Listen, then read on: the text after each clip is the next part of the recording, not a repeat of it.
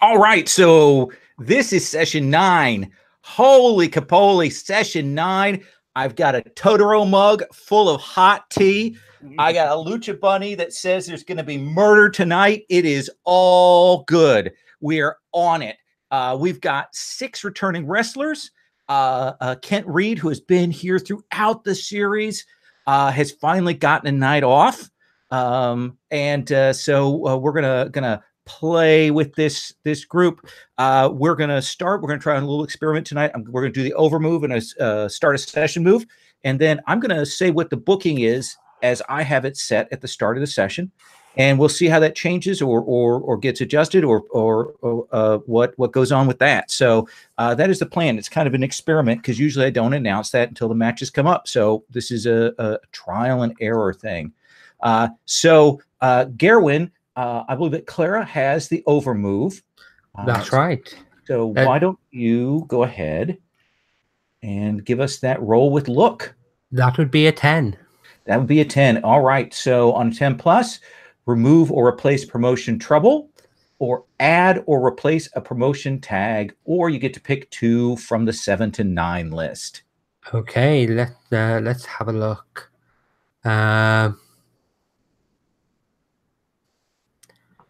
Okay, if there's a certain number of troubles, the league disbands, doesn't it? Double the number of tags. Okay, I think we're safe for a while then. Yes. I'm going to give us international reach. International reach, interesting. Tell me what you think that is. What is it? A particular nation, or is it everywhere? I think a lot of the stuff we've been doing recently has really struck a chord with overseas markets. It's not just that; it's also the fact that we have a web presence, and it's actually the moving into the online side of it that's really pushed us over and made us accessible to the entire world. So not just like, say, the European market or Japan or the general Asian market or even South America, but like everywhere? Everywhere, potentially setting up a world tour in the future. Ooh, even Canada. Well, I don't know. I don't know if I'll go that far. Yeah, I think we did a match in Montreal. I can't remember. I think it was one road match there. All right, well, that sets us up. That is pretty sweet. Patrick, you have your social media move that we've kind of done as a social media. Now, by the way, I just want to mention for those of you who know Worldwide Wrestling, this is actually taken from The Road, which is a supplement which is available on Drive-Thru. We're not using all of those pieces, but this is an interesting move that Patrick found, and so we're taking that one in. Yeah. So what I think I'm actually hyping this week, and it was sort of a bigger storyline plan for me for this session with Kent, but if he's not here, I'll just sort of condense it into this. But I think I'm announcing the great sort of like several week event on the Spider Hero show, where we're having Gauntlet League wrestling crossovers, and a bunch of the like stable players from the Monster Hunter crew. From Kent's crew that were all in danger last week are getting like guest appearances on the show and getting a little bit of side work and stuff like that. I like that. And we have the Widow certainly is out there in danger. So that's a hanging thread there. So why don't you go ahead and make that roll? Yes. Well, that's a 10. Okay, so what does that get you? So I thought about this last time because I got this last time, and at the particular audience that I'm at, the 10 plus doesn't actually help me.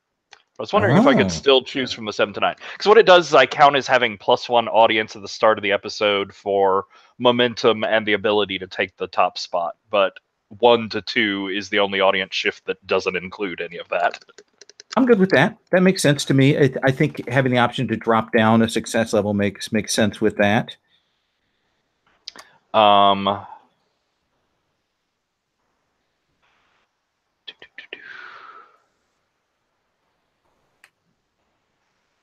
So it's I get a momentum and pick one.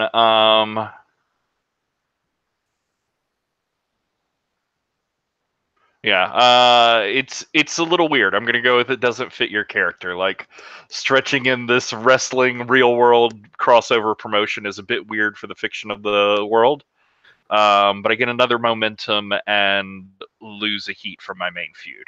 Okay. So that's Clarabelle, right? Yeah. Okay.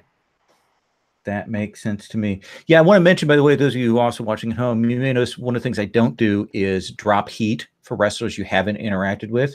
I know that's a thing you do at end of session, but for me, that's a momentum breaker. I'd rather wrap on the end credits for the episode. So I don't do that. I don't think it's a big deal, but just want to tell you sort of behind the scenes what's going on. So what we have is the set booking right now, as it stands, is Spider Hero versus the Machine. Essentially, again, the hero versus hero thing. Then we have Dog versus Sub Fahrenheit. And we'll have to decide whether that is a challenge for that belt or not. If it looks like we have time, we're going to do the Spider Hero and the Machine versus Bad Guys tag team. Probably MPW is the as it stands right now. And then the big headliner match for tonight are the two heroines of hardcore, Clara and Tina, in a cage match, which is not something we've seen on the program. So that is where it stands right now. So I'd like to do like a couple of check-in scenes. I've got a couple of things on my plate. I want to see if anybody else has anything we do backstage, on screen, off screen, before we roll into that first match. And I'd like to start with Dog. You have an injury, right, Dog? No, I got an advance because I got a belt, and so that cleared my one injury. Okay, but you look a little hard and heavy there. Oh yeah. So who is it from backstage that comes to have a conversation with you after that showing? MPW, we're saying, or something like that. I'm good with MPW. I'm good with just NPC. I'm good with you calling in another player to give you the talk. Well, I wouldn't mind. How about Pig? Pig. So you saw last week Mad Dog, who doesn't deserve it, get the belt and look really shoddy and like not good. And some of the other people are talking backstage, and some of them are saying maybe somebody should go and have a talk with Mad Dog about what's going on. And you kind of get the short end of the stick on that. Does that sound cool? Yeah, they're choosing me to talk to Mad Dog about this. This must be a rib on him, because everybody in the back knows that Pig hates Mad Dog. Mad Dog represents the kind of guy that literally made him snap in both real life and in the fiction. And yeah, he is more than happy to talk about this. Okay. So Mad Dog, where does the Pig find you? I think I'm probably showing up for the, getting in there. I'm in my street clothes, but I'm wearing the strap. I've been wearing it like at home. I'm wearing it to the bar. I'm toting it everywhere. You fucking Mark.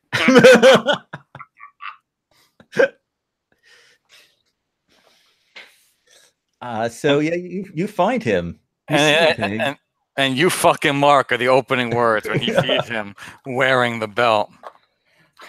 Damn, Pig, I got to get out there and show it to people. They like to see it. Yeah, they like to see it on you. I've got some bad news for them. I don't think that's going to last very long.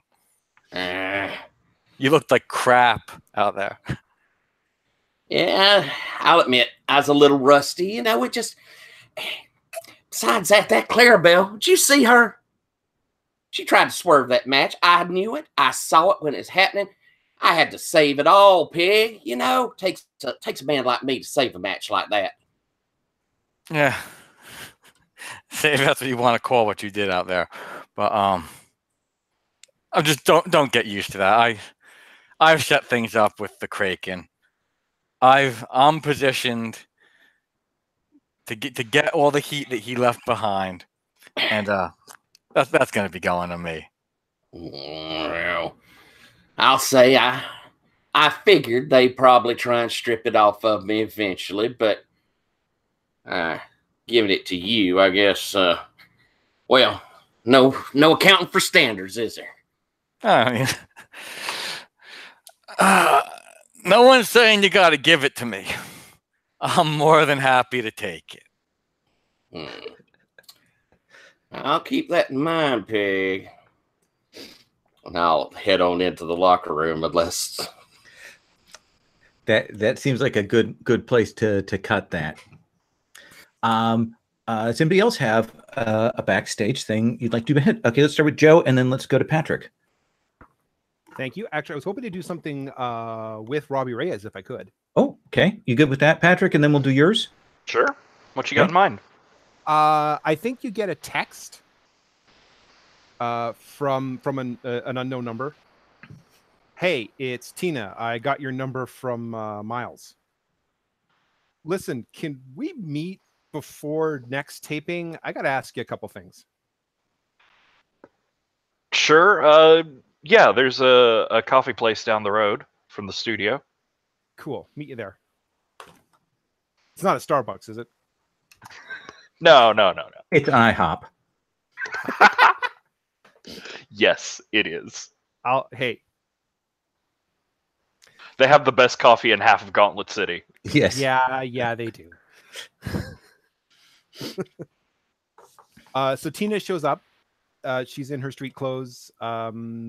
She's got her duffel bag with her. She also has a Trader Joe bag from her bag. She sits down. Hey, Robbie. Banana? They have, but sure. Yeah, fine. Banana, thank you. And he closes the laptop. He's been working on several different things at once, sort of thing. So, Robbie. Tina?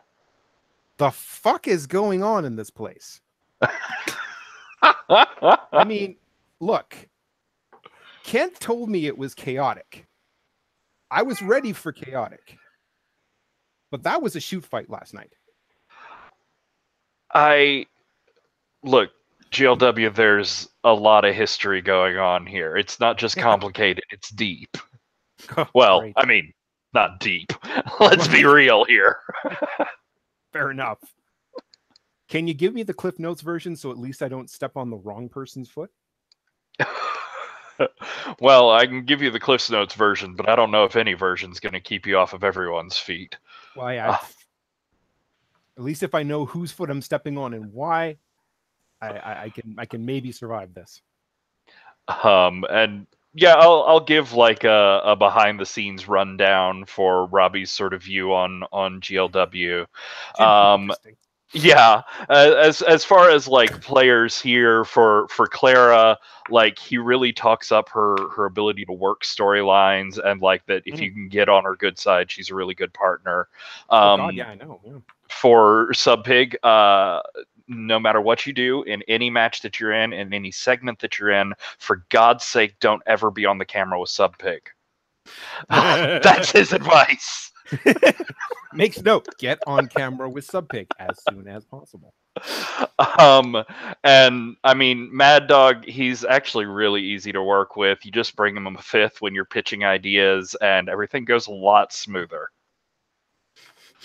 I'll remember that. Okay. But yeah, he also has a sort of like his whole shtick about digging into the dark mysteries of the Cestus group and the inexplicable decisions of management. That's not all shtick. Like he's genuinely has some warnings and is concerned about what's going on at the higher levels. Wait, so there actually is a Cestus group? I can't speak on the record one way or the other to that point. Okay, fair enough.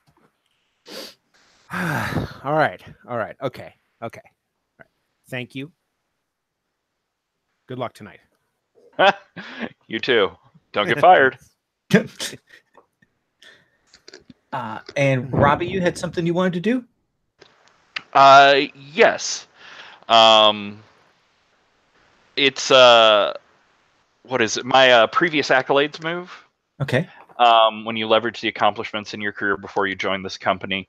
And I think in between sessions, in between tapings, I have gotten in touch with some entertainment lawyer that like favor through a favor sort of thing of my work over with the CW, but an actual like TV SAG lawyer that I get a consultation between them and Clara and get some pressure on the whole Papa Bleakwood medical bills thing.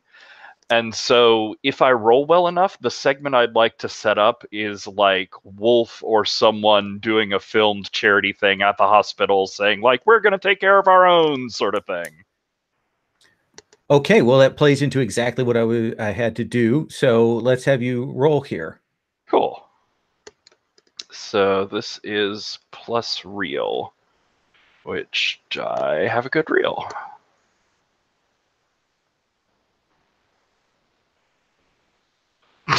That's a terrible roll, though.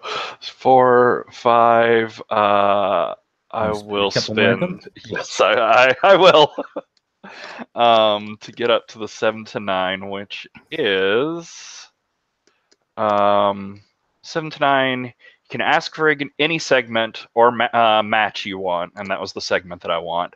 And if it's not granted, you get +1 a heat with an authority figure. Interesting.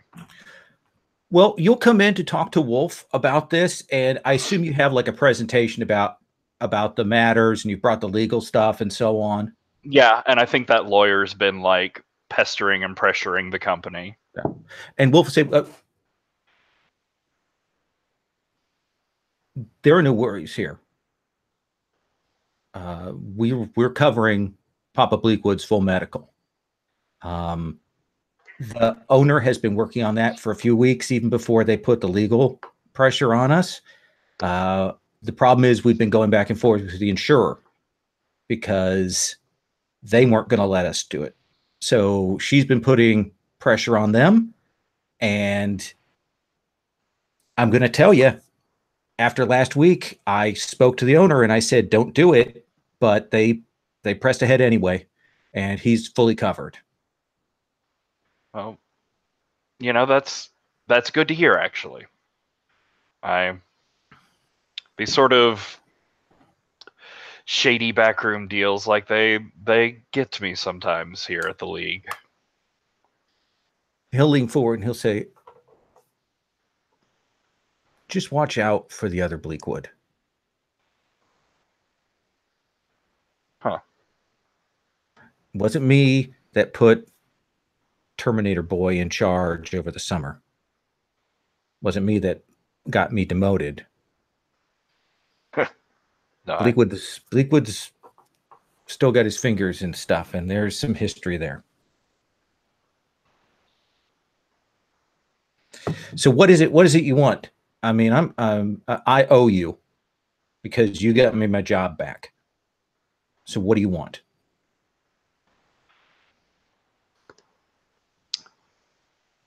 I don't know. I'm thinking I wanted that. He says, I owe you, and I haven't said that to you straight out. But you tell me what you want. You can think on this, and I will give it to you. You want a belt? We'll put the belt on you.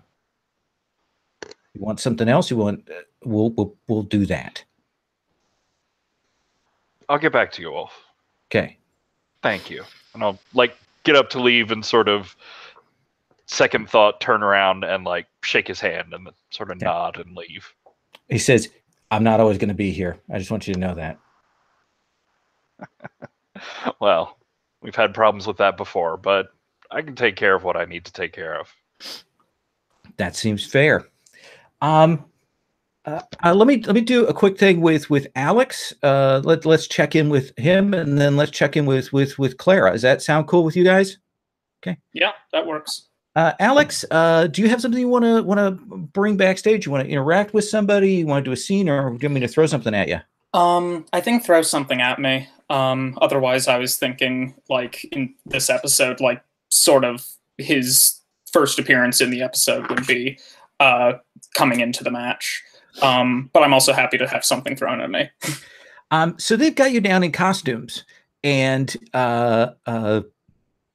you had some problems with that last time, as I recall.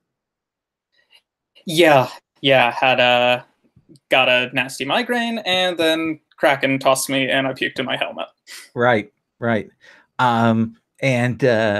So they are trying to figure out what it is you want, and so on. And Jeremy Bleakwood, the guy who does creative and is sort of the person who does all the storylines and stuff, comes in, and he'll say, "Oh, Machine, are you feeling better now?" Yeah, took some time off, and I'm ready to get back in the ring. Yeah. So I had an interesting call. Oh? An interesting call from a doctor. Uh-huh. And he'd seen our match, and he recognized a name, and he wanted to speak with somebody about one of his patients.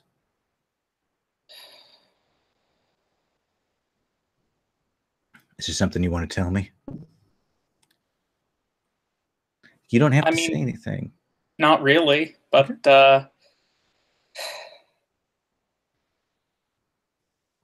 I thought it wouldn't affect. I thought I wouldn't. There weren't symptoms. I thought it'd just kill me when it kills me. And just like that. Listen. Sorry. If anyone here found out, they wouldn't let you wrestle. You know that. Yeah, I know. But I'm not going to say a word.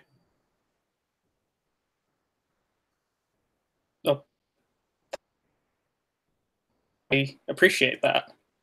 But you're going to do me a little favor. Yeah, I figured that was coming. Oh, yeah. What's up? Spider Hero's getting a little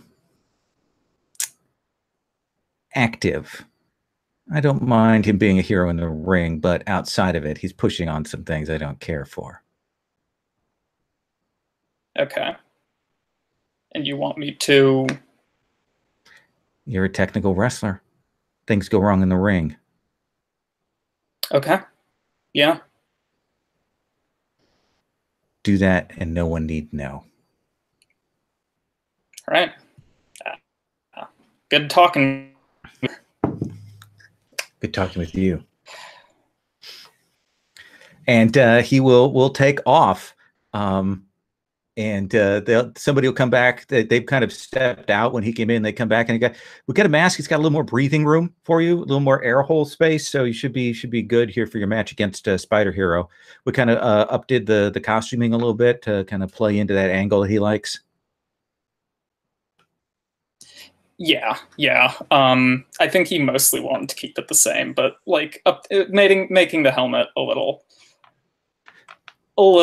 less suffocating. That makes sense. That sounds good. Is that good with you for that scene? Yeah. Okay. I think that's a good place to cut that scene. Let's cut to Clara. Garwin, I assume you have a sense of something you'd like to have for an initial scene here? Yes, but what I had planned has been totally blown out of the water with what's happened already. So I would like to have a scene with Wolf, if I could, please. Okay, sure. He is there in his office. He's finished up the booking, got that out there, and he come in. I stick my head through. Do you have a few moments? Sure. I come in, I sit, I pull out a chair, I sit down. I've just been speaking to the doctors at the hospital. They've told me that the league's agreed to pick up the bill. They've been working on that for a while. I didn't. No, I'm not. She's actually going to break down and start crying. I'm sorry, Wolf. I really am.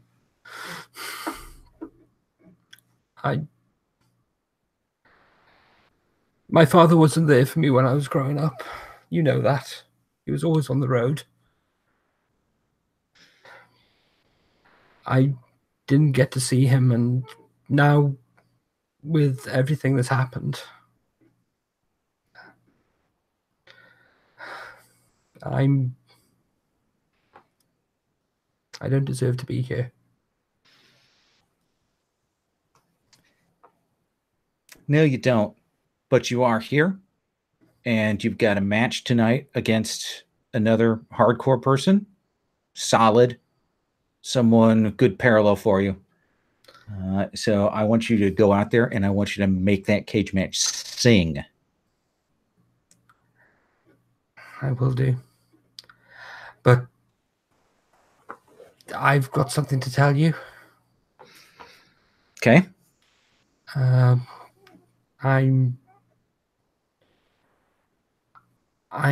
announcing my retirement from wrestling.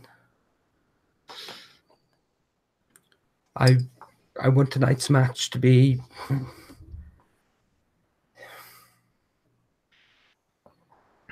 I want to go out on a high. Well, let me finish. I want to go out on a high, and I want to put over the talent. I really want to put over Tina. Claire, So we're 2 weeks away from the pay-per-view. You've brought in this new audience. You know, we're giving you this space. I mean, here's the thing is, I would gladly accept you doing this. I would gladly. But I know there are people I'm going to go talk to, and they're going to give me hell if I don't try to get you to change your mind. what do I need to do to win back your trust? I think we've already burned that bridge. Do me the solid here tonight. You make up your mind. You talk to people tonight, and you get in that cage and you do the match. Okay. You figure out how you feel when you're in that ring, if that's the place you want to be or not. Okay. There's one last thing. Robbie's done so much for this company. He's been carrying us. The new audience that we have is mostly down to him. I mean, we're getting pay-per-view buys from all over the world now due to what he's done with the net. I know a lot of my fans a lot of the people who follow me from MMA here are interested in what he's doing. I think he deserves a go at the strap. I think it should be at the pay-per-view. And I'm using my celebrity move at this point. Okay. So is that just to spend momentum, or is it a rolled move? Oh, that's a rolled move. And I get an 11. Okay. And what is the effect of that? The celebrity advance roll. 1 second. I've got so many moves. Okay. On a 10 plus, you get to call the shots. Pick 2 from the list. I can book any match you want to see, including the outcome. So I'm going to be booking I'm going to be booking Robbie at the pay-per-view to win the championship. I'm going to hold. I'm not sure I'm comfortable with that move booking that far out in advance. Okay. I'm a little concerned about that because things may change between now and then, and I'd rather fine. not. You know, can you see what I'm getting at? Yeah, there? yeah. Sorry, isn't the pay-per-view next week? No, it's the week after. Oh, I'm sorry, I've got the timetable mixed up. I thought That's next okay. week was the last game. Do you want to hold off and do that move next week? Yeah, in that case, I'll put Robbie to actually be in a match for the championship next week against whoever's holding the belt at that point. Okay. And put him to win.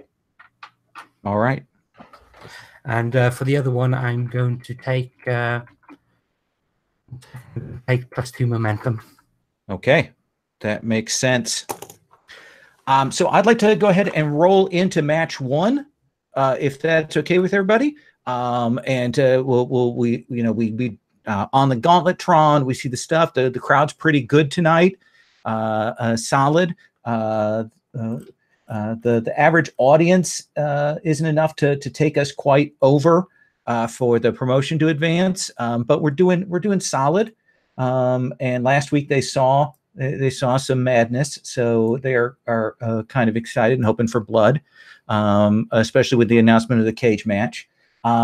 So let's go and do Robbie. What does your promo look like? Have you made any changes to that? Have you adjusted to that? I think what it is it's honestly sort of a similar scene to last time, but this time in the spider cave, he's got not just Spider Kid, but Kent is there along with the Widow, and they're sort of around a war council around a planning table, and I think Kent is like arguing for like no, this machine, he's good, he's it's gonna be fine, you can trust him. It's like no, you weren't there. You didn't see what Cyborg Destroyer tried to do to this company. You didn't see what he tried to do to the people of this city. We can't trust anything that has a machine heart. I have to get in there and I have to find out how deep they've gotten their corrupted programming into him. Awesome. So let us have you roll for your cut a promo. Look.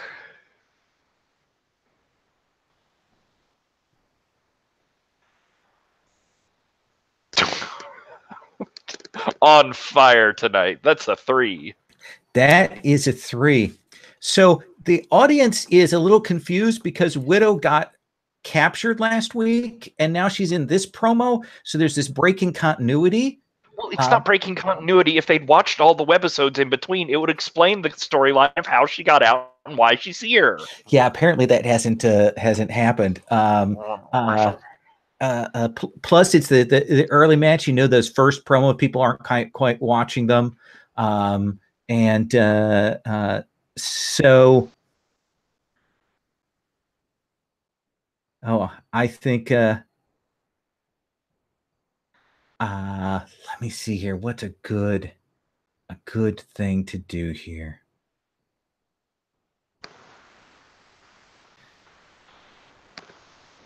I will save that. I've got something to do here. Oh, that's never good. So we will cut to a secret society meeting with Wolf Backhouse with the eye patch, talking once again. Well, Spider Hero overcame the odds last time when we sent Kent Reed against him. This time we need to send someone with a more specific focus.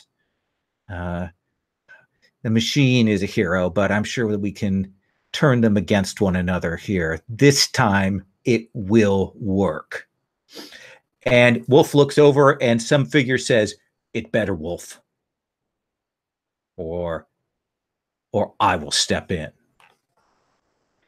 And we cut away from there, and we cut to the Machine's promo. Machine, what does your promo look like?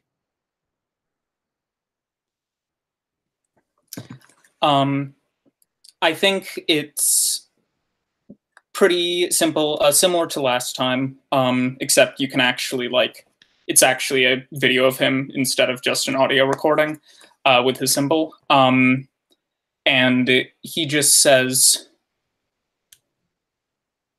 I have a directive to uphold. I will save this city.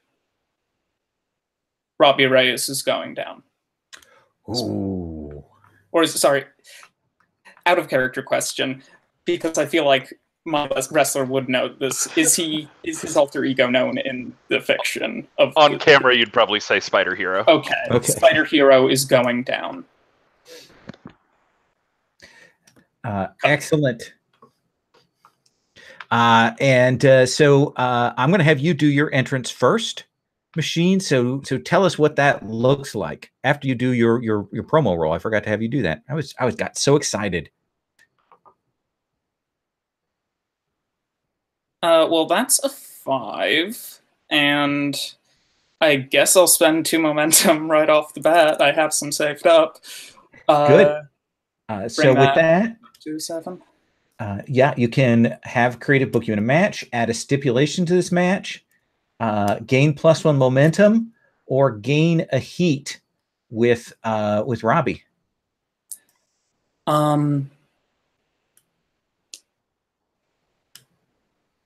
Machine wants a match with Sub Pig. Okay. Excellent. All right. So now it is a fatal 3-way in this. So you Sub mean Pig, right now? Oh yeah. Oh, I did not realize that. But... All right. So Sub Pig, you're going to be on camera here. What does your promo look like? So this just suddenly made a 3-way match. He just comes charging out. No one expects it. He's got the microphone in his hand. See what they made me do last week? You saw what I did last week, didn't you? Well, it's gonna happen again, and it's gonna keep happening. It's gonna keep happening until I get what I want. Until I get what was taken from me when that coward, the Kraken, left. So you can blame him for everything that's about to happen right here. And he throws the microphone to the ground and hits the ring. Okay. Let's hear what Machine's entrance looks like after that. Oh boy.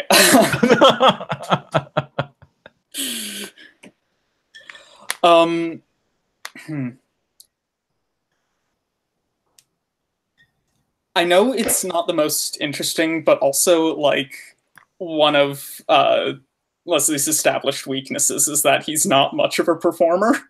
Mm-hmm. I think he's... Now here's what it is. It's a bass-heavy remix, like more bass-heavy remix of his normal entrance theme. Like teeth-rattlingly bass-heavy? Yeah. Okay. Just like he's back and he's gonna win this thing. I like it. I like it. So you go charging down and you're kind of like you kind of stiff way up to the entrance. That seems perfect. So Spider Hero, Sub Pig, and the Machine are in the. It's like it's the worst Florence and the Machine cover band. So Sub Pig and the Machine are in the ring. Tell me what your entrance looks like. So there's the sort of normal ramp up to the new like heavy metal intense Spider-Man knockoff theme song, Right. and there's the like spotlights up into the grid, sort of like there was last week of looking for Spider Hero to come climbing down, and there's like no one in any of the spotlight hits for 3 or 4, and the music sort of fades a little bit. and then there's like a jingling, ringing bell at one of the side entrances, and a spotlight comes down on the curtain and comes pushing out with a hot dog cart, basically on wheels, and in an apron there's Spider Hero. He's got like a mustache on over the Spider Hero mask and a little paper hat on as well, and he goes walking down the aisle just calling out, "Hot dogs! Free hot dogs! Over-roasted, tough, and meaty hot dogs! They'll lower your IQ. They'll make you sick. Anybody want hot dogs? Nice pulled pork." Are you working the audience? Yes. Trying desperately. So roll with your audience. Come on, Dice. I don't like you, and you don't like me, but we're stuck together. Well, that's a 7. Okay, so you can gain a momentum or take control of the match. I need that momentum. Okay. So it's a fatal 3-way. Same rules apply. We've got 3 people in the ring. Who is on the announce table? Who wants to start out? Do first round announce. I'll hop on. You want to Okay, be on? Tyler. No, Tyler, by all means, please. Yeah, You want to be with me? Yeah, okay. I think yeah. Okay. So you two on the announce table there. Let's get some preliminary comments from our announce table before Sub Pig starts the match. Well, hello there, Gauntlet League fans and families who've come to join us right here for what can only be called an amazing show. We're going to start off with something just unbelievable. Fatal 3-way. It's going to be hell. Maybe not in a cell, but in a cage later on. It's going to be something else. Yeah, just looking at the quality of our competitors that we got here today. We have... Oh, I can't seem to see the Spider Hero. He must be around here somewhere. We have the... What do we mean? What do we call him now? Sub Pig? No, Sub Fahrenheit. Or Mr. Fahrenheit? They're not. And finally, we have the Machine. And let's hope he lives up to that tonight, because there's going to be some wear and tear here, I think. Sub Fahrenheit Piggy. You start in control of the match. The other 2 competitors in the ring. Tell me how this starts. It's going to start theatrically.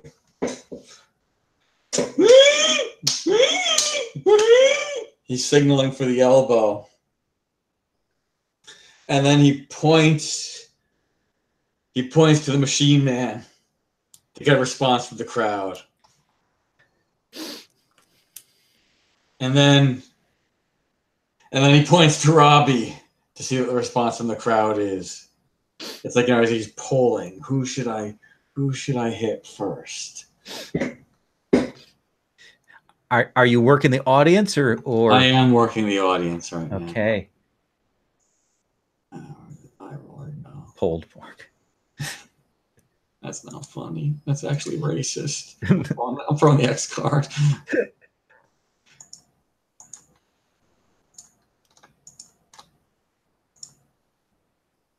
All right, so that is a 7. Okay. Plus audience, right? Plus audience. That makes it a 10. You get 2 momentum. All right. And I think Machine control is going to pass to you because you botched your promo least. At Sub Fahrenheit is clearly polling the audience, and it's kind of equal, and he's doing that back and forth. You have an opportunity. What do you want to do? I'm going to take that opportunity. I'm not waiting for the... Can I retroactively add 1 detail to the costume changes? Absolutely, yeah. A little strip of lights on the arms that, like, they light up one after the other like a battery charging. Okay. Like Prince Power kind of charging up. Okay. Yeah. So he's doing that, and these They're like orange. They're bright orange lights, sort of charging up his machinery. And then he runs in that sub-pig very directly. Okay. All right. So tell me what are you trying to do? You're trying to knock him down, throw him into the ring, trip him? Yeah. What do you think that is? Or just trading blows? Knocking him down first thing. Okay. So that sounds like work. Essentially trying to sweep the leg and get him knocked down.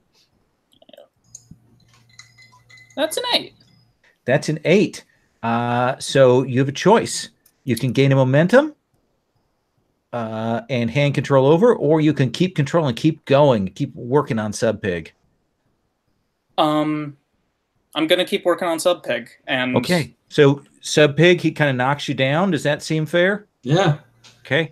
I'll grab his head as they're coming down and say, lay it in. Really lay it in. And what do you do, Machine? Tell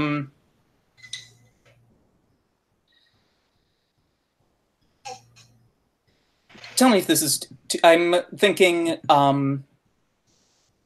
basically just single arm, just basic punches down onto him, but like they hurt more than they like. Oh yeah. Strong style. Yeah, trying to hits, beating on him, laying it in. Well, I'm trying to emphasize sort of like the amount of power just behind one punch. Oh, I like that. So why don't we have you roll?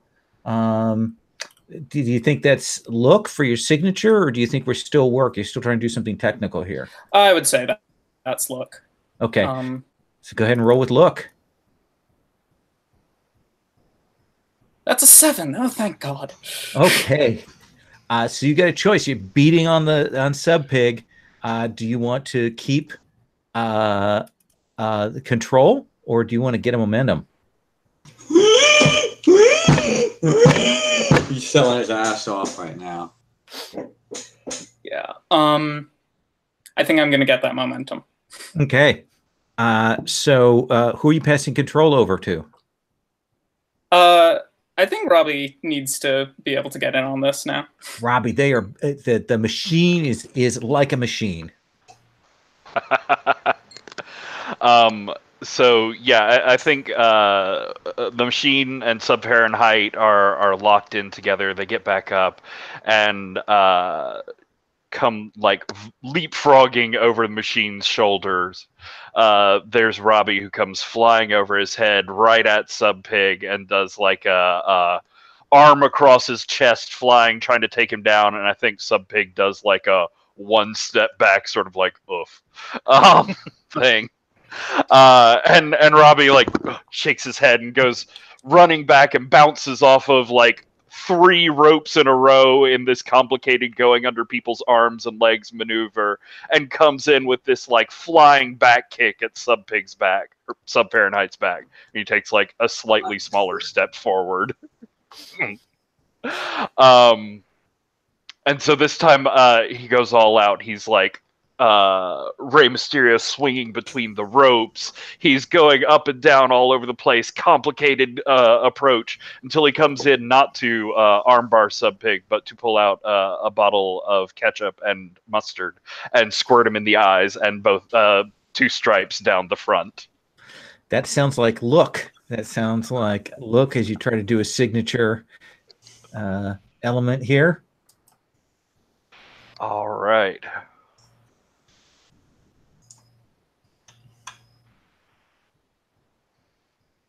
Fuck's sake. 2. So Got a 2. Robbie, what goes wrong? I think I managed to get the ketchup up and sort of squirting in place, not quite where I wanted it, but the mustard bottle goes like flipping out of my hands. I step down on it, and the whole thing explodes into slippery mustard under my feet. You were going to lose 1 heat with Sub-Pig. and it does not look good. You almost injure yourself, like you almost go down on that. Sub Pig, that was just a botch. We can save this. We can save this. What do you do? So, he's slipping in the mustard. He catches a big clothesline that brings him down into the mustard. He is rolled in it. And the sub pig then just grabs his arms and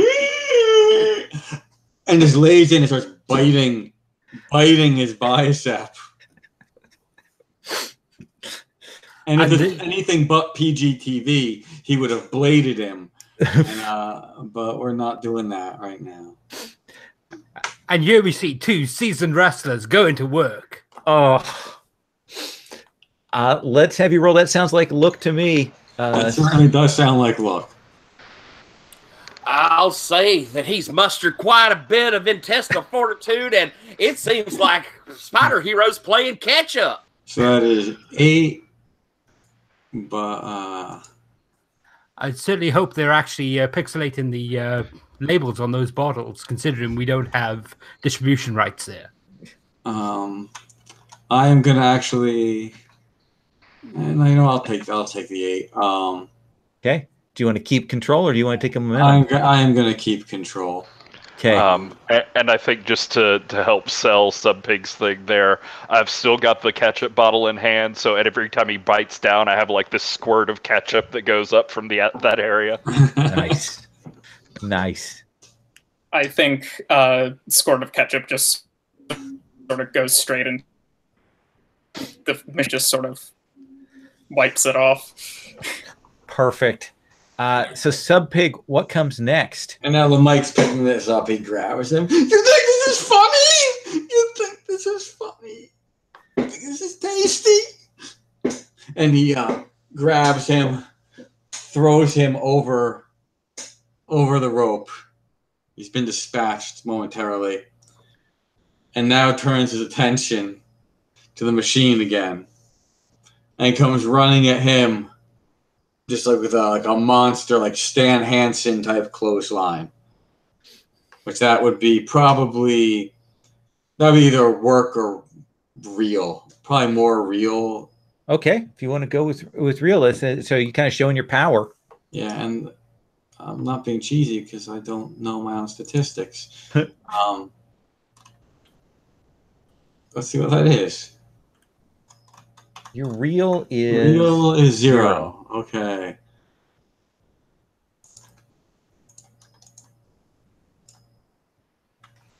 All right, so that is a 6. I will spend 1 to bring that to a 7. Okay. Keep control or take the momentum. I am going to take the momentum back. Okay. And give control up. So machine comes in and hits you with that strong clothesline, sends you back, but it gives you an opening. How do you take advantage of that? I think he slides back at this clothesline. Slides back, and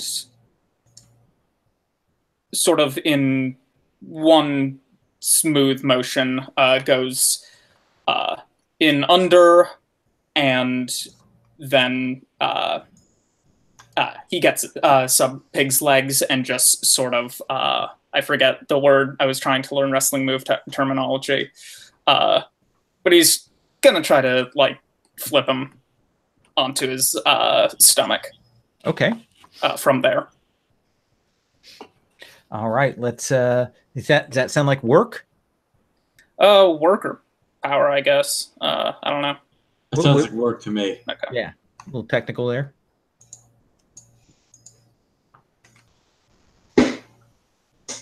$11. Look at that. Finally, someone has a good roll. First time for this evening. So on 11, you get a choice. Do you want 2 momentum or do you want to heat with Sub Pig? think I'm going to take that heat. Okay, that makes sense. And you're still in control of the match. Yeah. So then I think it's a matter of I think, Subpig gets back on his feet pretty quickly because he's Subpig.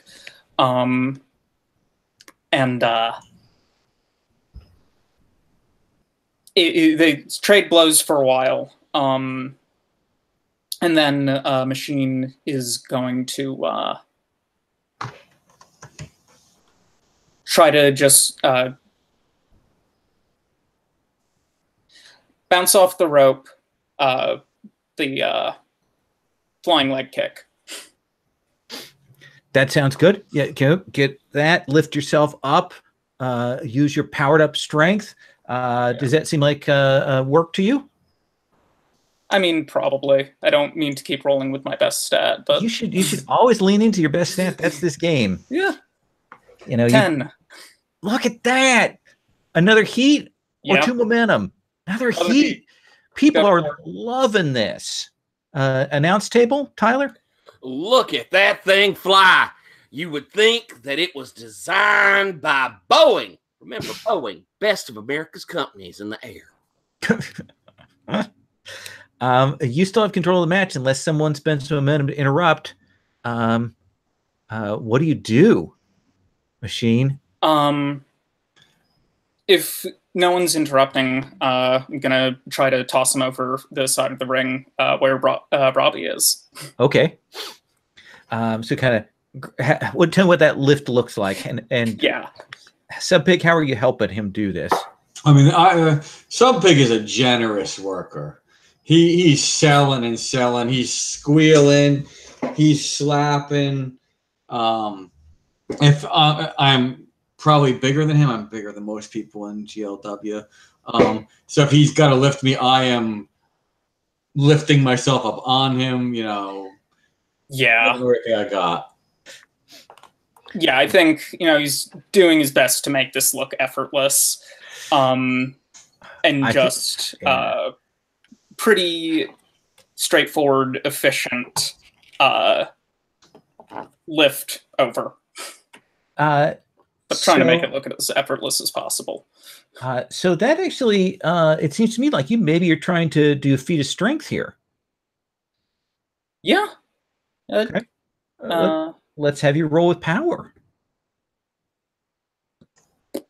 We hardly ever hit this one, so I'm curious to have it go.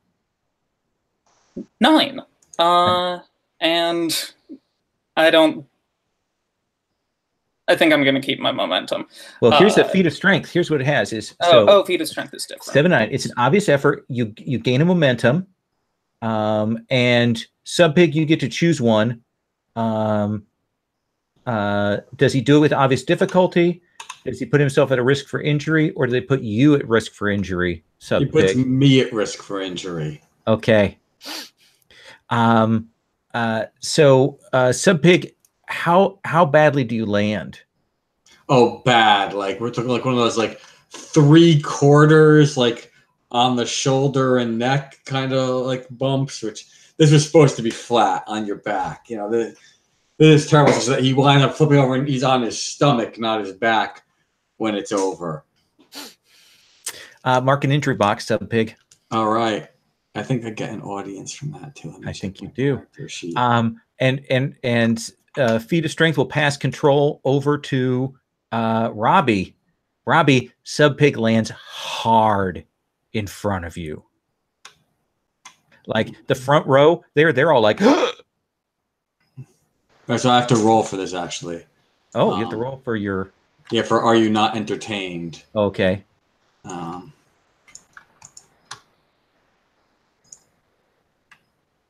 Yes, that is what that was. It's real, so that's 0. But I rolled a what? I rolled dog shit. What was it? It was a 5. Okay, I am going to put 2 into that, make it a 7, and I will choose to gain 1 audience. Okay. What does that put you to? 4. Okay, so that'll put you to 4. It'll drop Clara down 1. And Robbie, everyone gasps, but the camera is on it, and people are loving it. And now you have a chance. Machine's catching his breath in the ring. You have a chance to do something here to Sub Pig or go after the machine. And Matt, for your playbook injury, you also get a heat with the machine there for injuring you. Outstanding. Got to it before I did. So yeah, I think Spider Hero, like, he climbs up the side of the ring, the turnbuckle there, and sort of flips over Sub Pig's prone form to do like a spinning kick at the machine and do a couple of punches to knock him back. And as he's sort of like catching his breath from the machine, he's gonna lean down and like lean into Sub Pig, be like, "Are you okay, man? That looked rough." Oh, it's like, I mean, it looks great, I think. I hope. All right, take your time. And he's going to go in for a couple more punches to knock the machine back before he does a full, like, ridiculous run back and get momentum, run up to jump up, catch the machine by the shoulders, and ride him down to the mat as he, like, slams the machine's shoulders down into the mat and goes, "Tell me, you have to tell me. They've gotten to you, haven't they? They've changed your programming." Let's have you roll look there, Spider Hero. Come on. Just Spider Hero trying to find out the truth from this machine. He might need tech support. That's 9, and I'm going to spend momentum to make it 10. Yes. Take that, dice. Now you can get 2 momentum back, or you can take a heat with the machine. I'll take a heat. Okay. At this point, I'd actually like to do a run-in move if I could. Okay. So tell me what the look and the logic is of this one. Okay, so what happens is after Sub Pig falls, there's a stirring in the back, and then suddenly from the same entrance that Spider Hero came in comes Tina, still in her street clothes, with a jacket on, and she runs by the hot dog cart, stops, grabs a bottle, picks it up, and holds it to the camera, and you can see it is that dark red that you only get from things that are incredibly spicy. She hops over the barrier and she goes for Sub Pig. Okay. She's going to squirt it in his eyes. All right. So this is a run-in. Let's have you roll your heat with Sub Pig. Absolutely. She's like, Freddy, I got an idea. Go with it. Okay. Oh, jeez. Well, it's with the force heat I have with Sub Pig, it's a 6. So I'll spend momentum on that, move it to 7. Okay. So it has one potential. You gain a momentum, and Sub Pig is going to pick one from the run-in list. Matt, what do you think?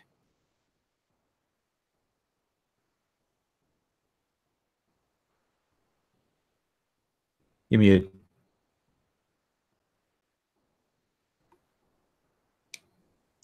My apologies.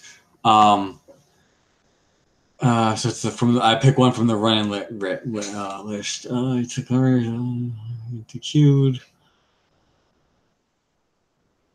So what does DQ'd mean in a match like this? Mm-hmm.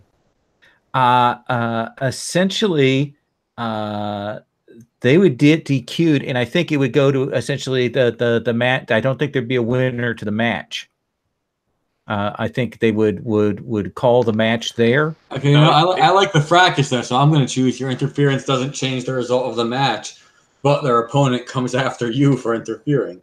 Is that good with you guys? Yeah, so one or both of us is going to come after after Tina there. Yeah, Tina's spraying.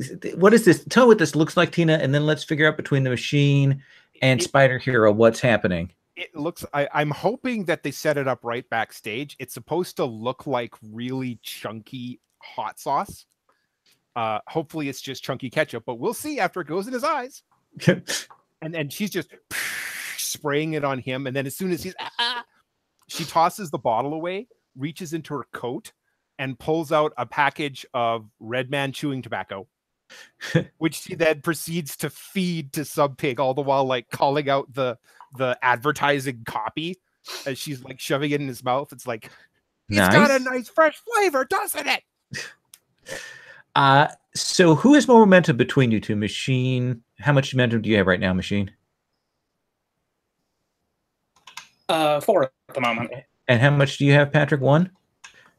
So Machine, I'm going to give you the choice. Do you want to go after Sub Pig, or does Spider Hero go after Sub Pig?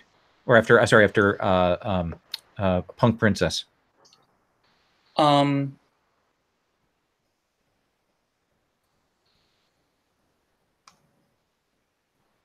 I think I'll let Spider Hero do this. She's using his hot dog stuff after all. Absolutely. That's my shtick. No one steals my shtick. And I think I'm gonna like dive out of the ring real quick, run up to the cart, pull the umbrella off of it, and come running back at Punk Princess with the umbrella. So this isn't part of the match here. It's not really a wrestling thing because they're not involved as a winner and stuff. So tell me what the narrative is of this then. Let's Punk and Sub Pig and Spider Hero. What do you think that looks like? Well, what I'm kind of trying to do is give them an excuse to take Sub Pig out of the match since he's obviously landed badly. So Spider Hero chase you off then? Yeah, eventually it's going to end up with, I think, with Patrick, with Spider Hero chasing me off with the umbrella, which should just look completely ridiculous. I swing it at you a couple of times, and then I like open and close it to sort of like scare birds, flap you away.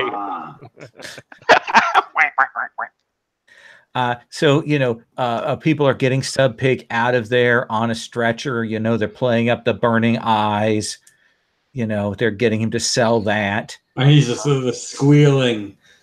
The squealing is insane. That's coming from this stretcher.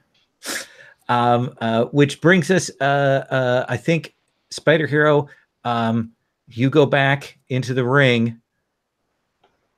And I think it's once more the two of you facing off. Machine, coming to the end of the program here. So I have a move Versatile that lets me use the heal move versus faces. So I would like to spend 2 momentum to leave Spider Hero helplessly lying on the floor. Oh, so tell me what your heel turn is. Or what your, you know, it's an underhanded move. That's all. Yeah. I think like they're going back and forth and it's getting a little samey. So what Machine does is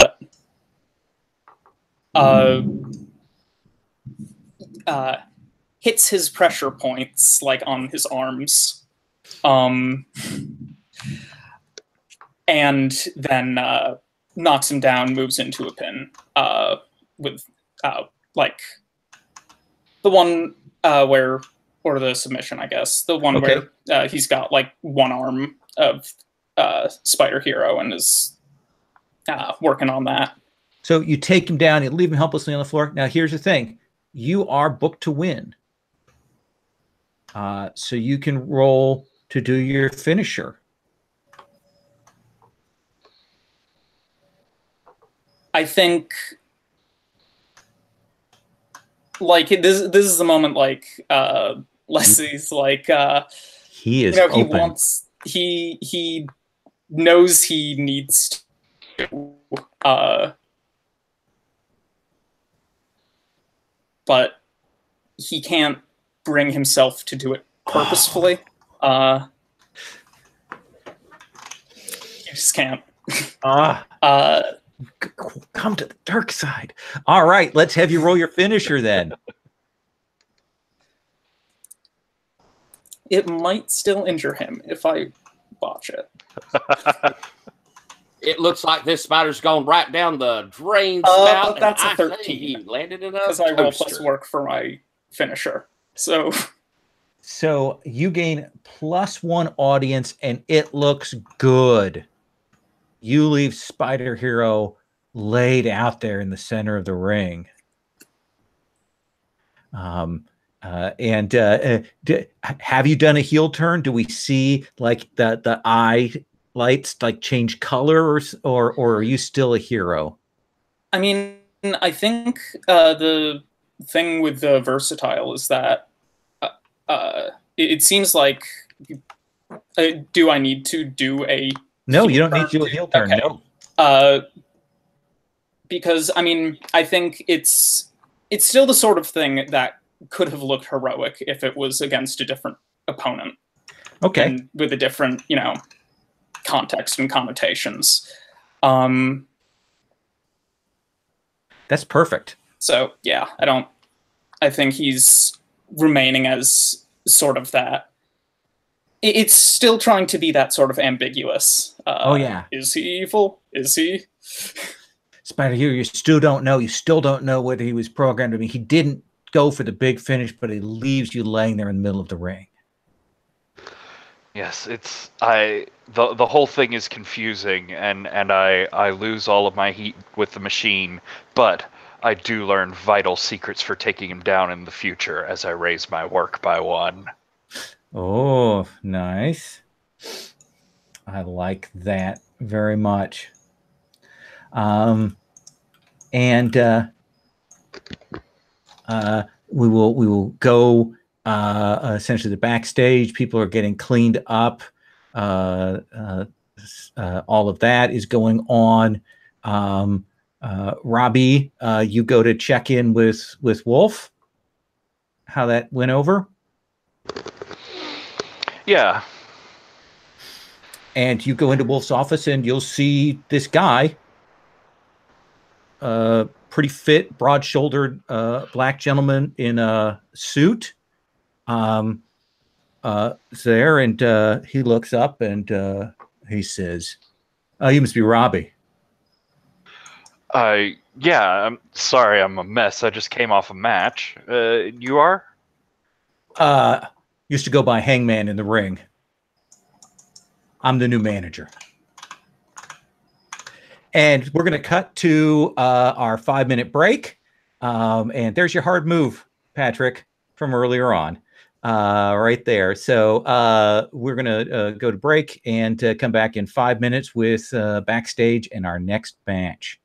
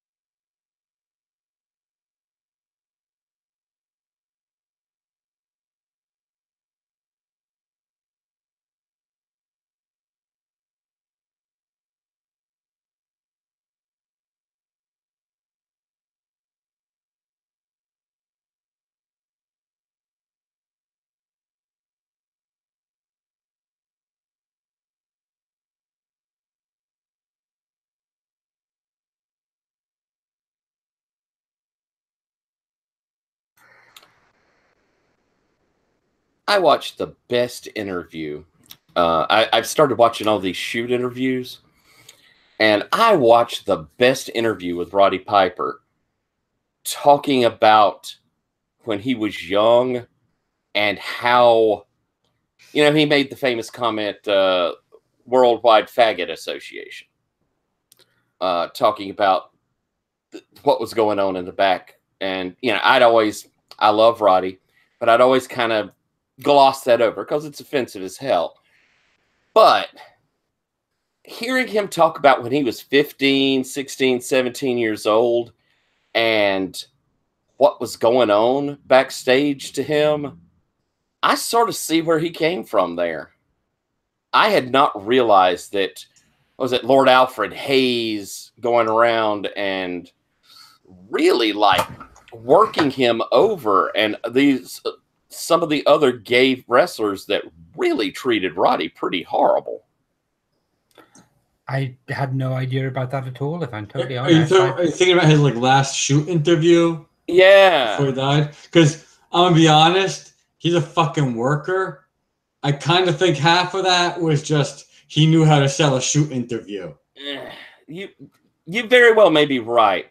But it just struck me knowing kind of, because I've heard things about Lord Alfred Hayes before. And it's like kind of, these people are animals, right? Like they're a different kind of person. Like a lot of wrestlers, especially in the old days, would have been in jail if they weren't doing that. Absolutely. And a lot of stories about Lord Alfred Hayes are ha ha funny. You'd be sitting on the bench changing, and you turn on, and Lord Alfred Hayes' dick could be on your shoulder. Right. Which was apparently enormous to begin with. Yeah. But yeah, it was an interesting interview. There's rumors of Randy Orton doing very similar things these days, if I remember correctly. I let him. I think that's hilarious. I think the Randy Orton thing is hilarious, and there is a way to beat him at that game. Okay, can we not use the word beats in this context? That's not an image I really want. I know he's called the Rattlesnake, but all right. Yeah. I want to come back, and I actually want to come back, and I want to do a little scene a little bit before that, before the end of that, with Mad Dog. I was wanting to do a little something. I was imagining storming into Wolf's office, having gotten this warning from Sub-Fahrenheit. Well, let's actually cut to a sort of flashback with Hangman and Mad Dog. A brief conversation where Hangman says, you guys are in the IHOP back corner booth, and he says, Kraken bought it hook, line, and sinker. Mad Dog. That boy ran, hightailed it right on out of here. Oh, yeah. Yeah, and I got some friends that I put him in contact with. He'll be running circles around that. Plus, I hear Clarabelle has put Wolf in a bad place, and, Kraken walked out on him. I know the owner is back in Backhouse, but I have some friends who have ownership stakes, and tonight he's out and I'm in. That's what I wanted to hear, buddy. You're one of the good ones. Oh yeah, absolutely. We'll keep those belts on you. We'll get you that other belt. We'll move along some of these punks that won't get with the program. I'll tell you that Clara, what she made me have to do last time, that was just wasn't right.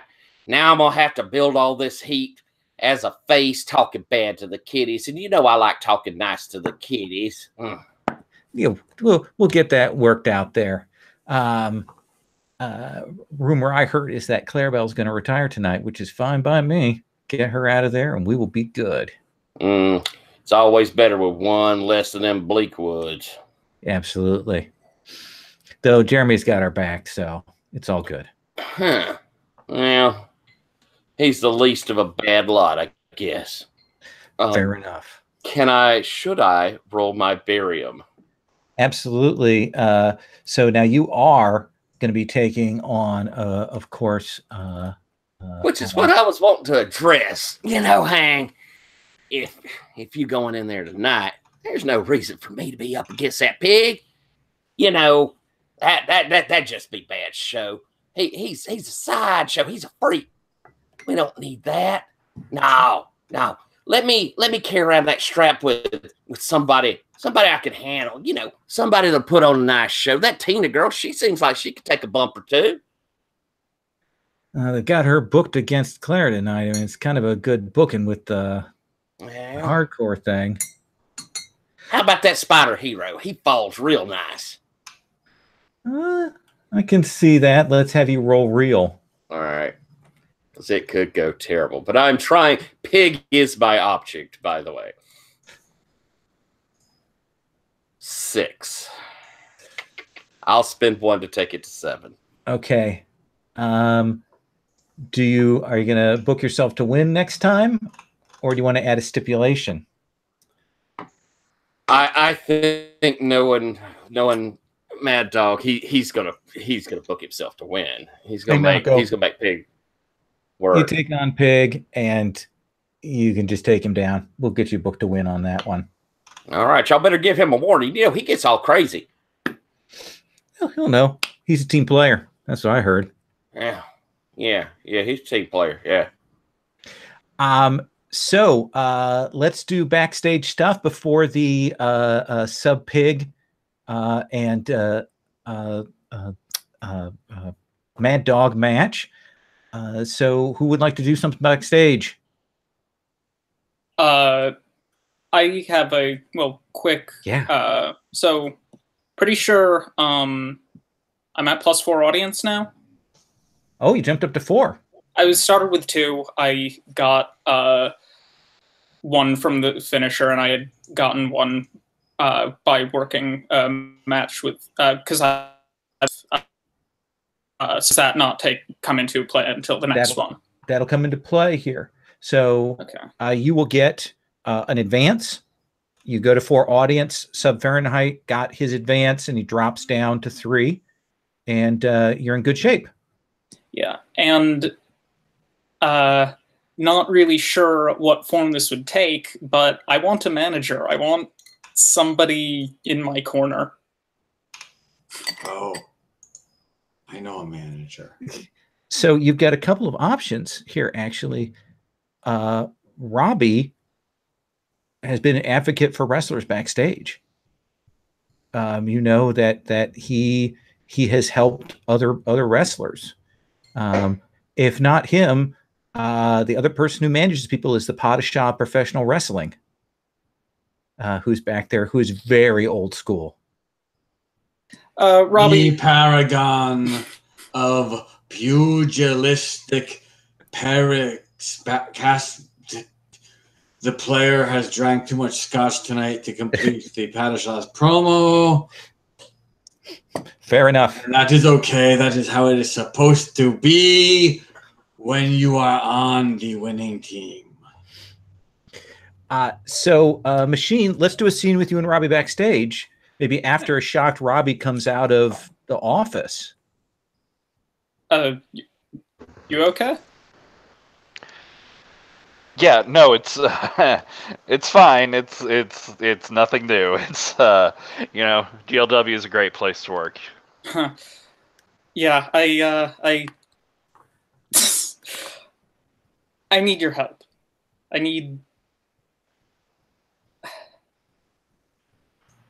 Jeremy Bleakwood has me in kind of a tight spot. You and everybody else. He wanted me to injure you tonight.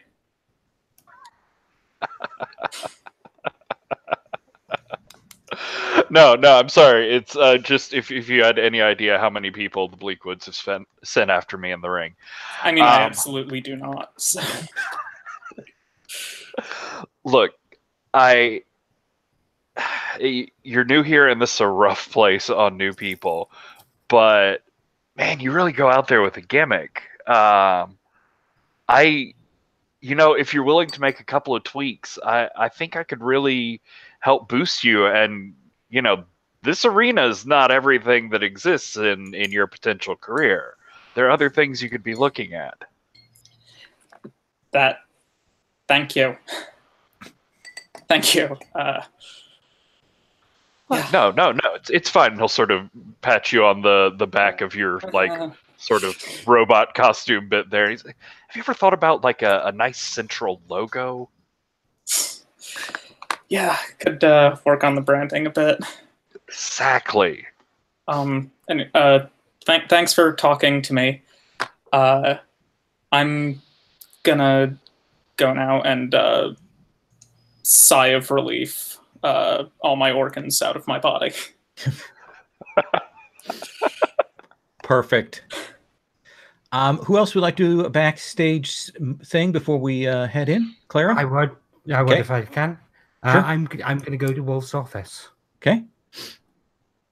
And come in. Open the door. Oh, sorry, is Wolf not here? You must be Clarabella. Boy, I've seen some of your tapes, seen you in the ring.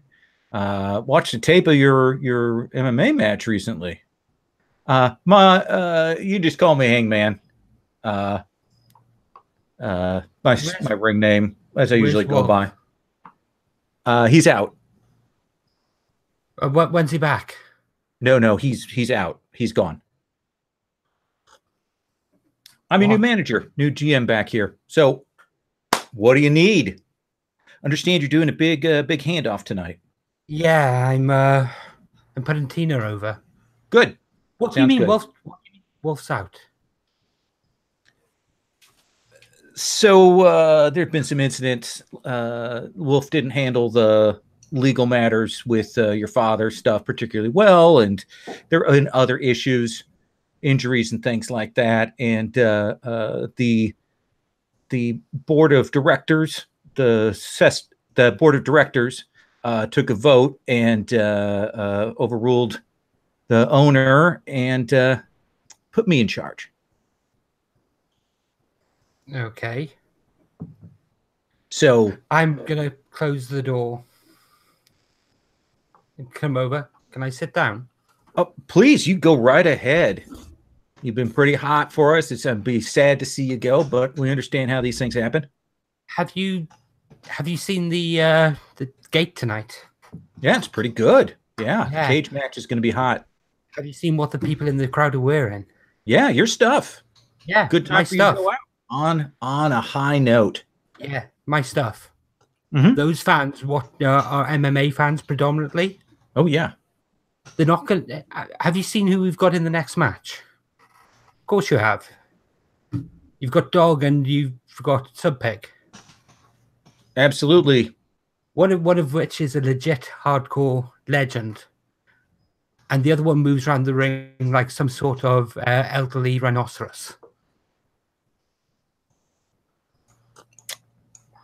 You put Dog over tonight, those fans are going to walk, and you don't want that on TV.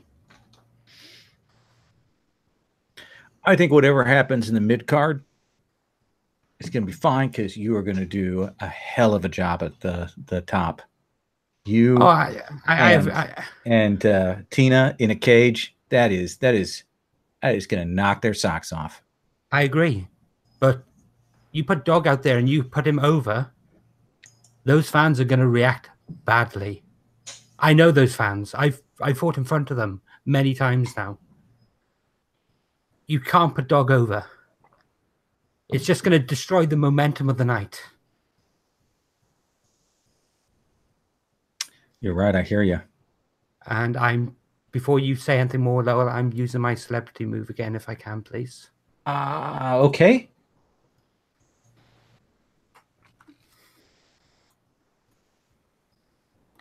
So that is a 10. Okay. So how does this work when you're canceling out another person's having done this? I don't know. I wanted to ask you about that. That's an interesting question here because I think we've already got that set. So let's go to the person who did the move. How do you feel about that, Tyler?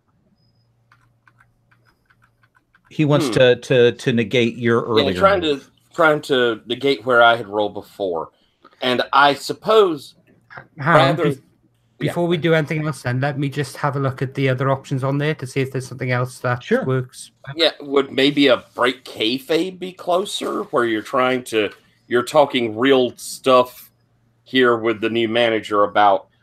Except this isn't on camera, though. Oh, that's true. So, you can gain audience and momentum with celebrity. Yeah. Which makes sense given what's going on here, essentially. Okay. Yeah, I'm not seeing anything else that is a different move that quite hits.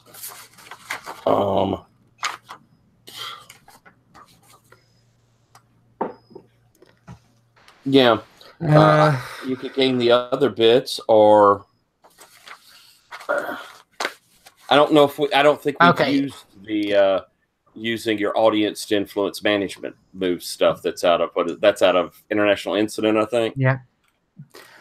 I'm going to book myself to lose tonight against Tina. Okay. For a start.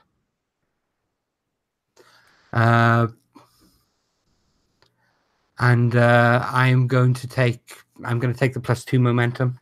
Okay. I hope that's okay. I just want to make sure everybody, it's fine. It was one of the options I had last week to try and swerve the finish then, and I didn't want to use it that late in the day at that point. That makes sense. So yeah, you can tell that he's listening, not listening to you. And you know that you are going to be able to, you're going to have the run of the ring when it comes to, and those fans are out there for you. Okay. Can I hit one super quick? Sure. I want to go to Tina. Or maybe meet up. We won't share a locker room, so I'm probably a guy who would like knock on the door as I'm opening it to the girls' locker room. I mean, dog is a slime ball. Yeah. So is everybody decent? I hope not. Tina, you in there? I'm here. He comes over, and you see he's got wrapped around probably his right arm, a good old Bob Orton cast set, since he took the beating last time. He's got a cast up on his arm that he's strapped on, and I like the cast. Nice. I got this pig coming up next. You already getting some good business, and of course, you and I have kind of we've had. This is out of character, but we've worked to. You've come to me for advice. I've been fairly good for you. So how about this? That pig can get a little loose in the ring. Yes. How about you keep an eye, just behind the curtains? Stuff starts going screwy. You come on running in. I'll keep an eye on you when that big cage comes in. God knows, that Clarabelle, she's a loose cannon, like all them Bleakwoods. You know what? It's fair. I'll keep an eye out. I'll make sure Freddie doesn't hurt you too bad. Thank you. Yeah, just make sure he doesn't get you in near any tables. That's my advice. I'm gonna try and avoid that. Hopefully, we'll get some business, little noise, and then he'll lay on down. Well, that's something that you're both very good at. Noise. Thanks, Tina. So I think I'm going to go ahead and cut to promos. Right. One last thing, because the sub pig backstage also wants to talk to the princess, and he will knock on the door. He's not a creep. Like, hi, could you please come out? Could you come out here? I want to talk to you.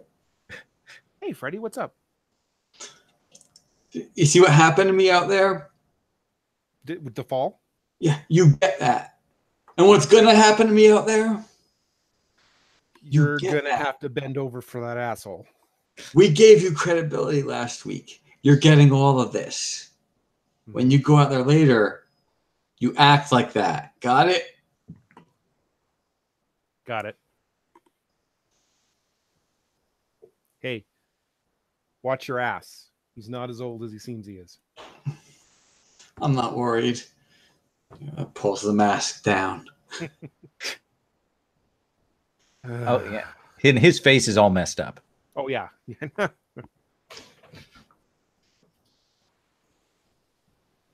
think we're going to cut from there. So it is a championship match for the belt. The challenger is Sub Pig, trying to get the belt here. So Sub Pig, you are the challenger. Let's have you do your promo first.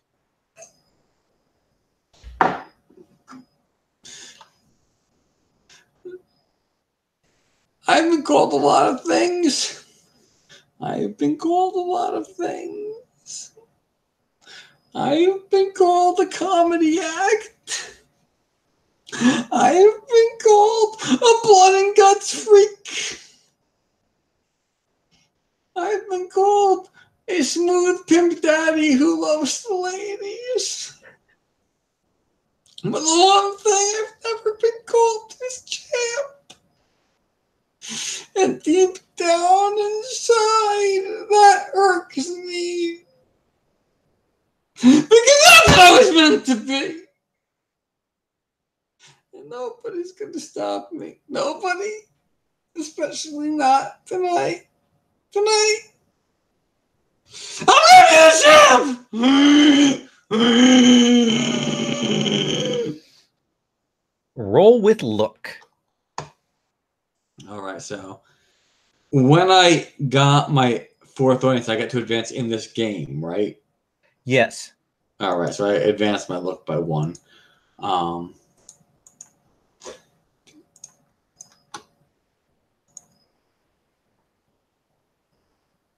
5. 5. That's a 7. So I'll take a 7. that's pretty good still. On cut a promo, add a stipulation, gain a momentum, gain a heat. I will gain a momentum. Okay. Mad Dog, what's your promo look like?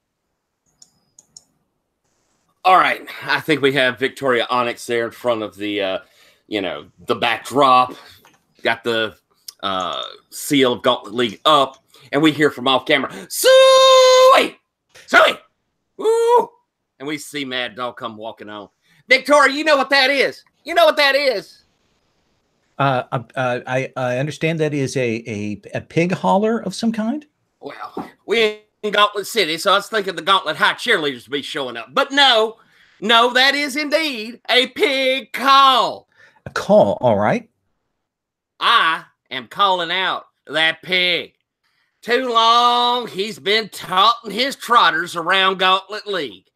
And it's time for me to pop him right in that nose. The old dog don't need all you folks cheering.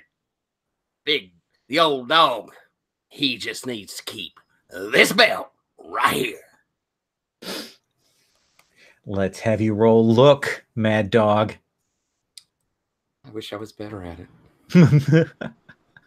Oh, I wish I was much better at it.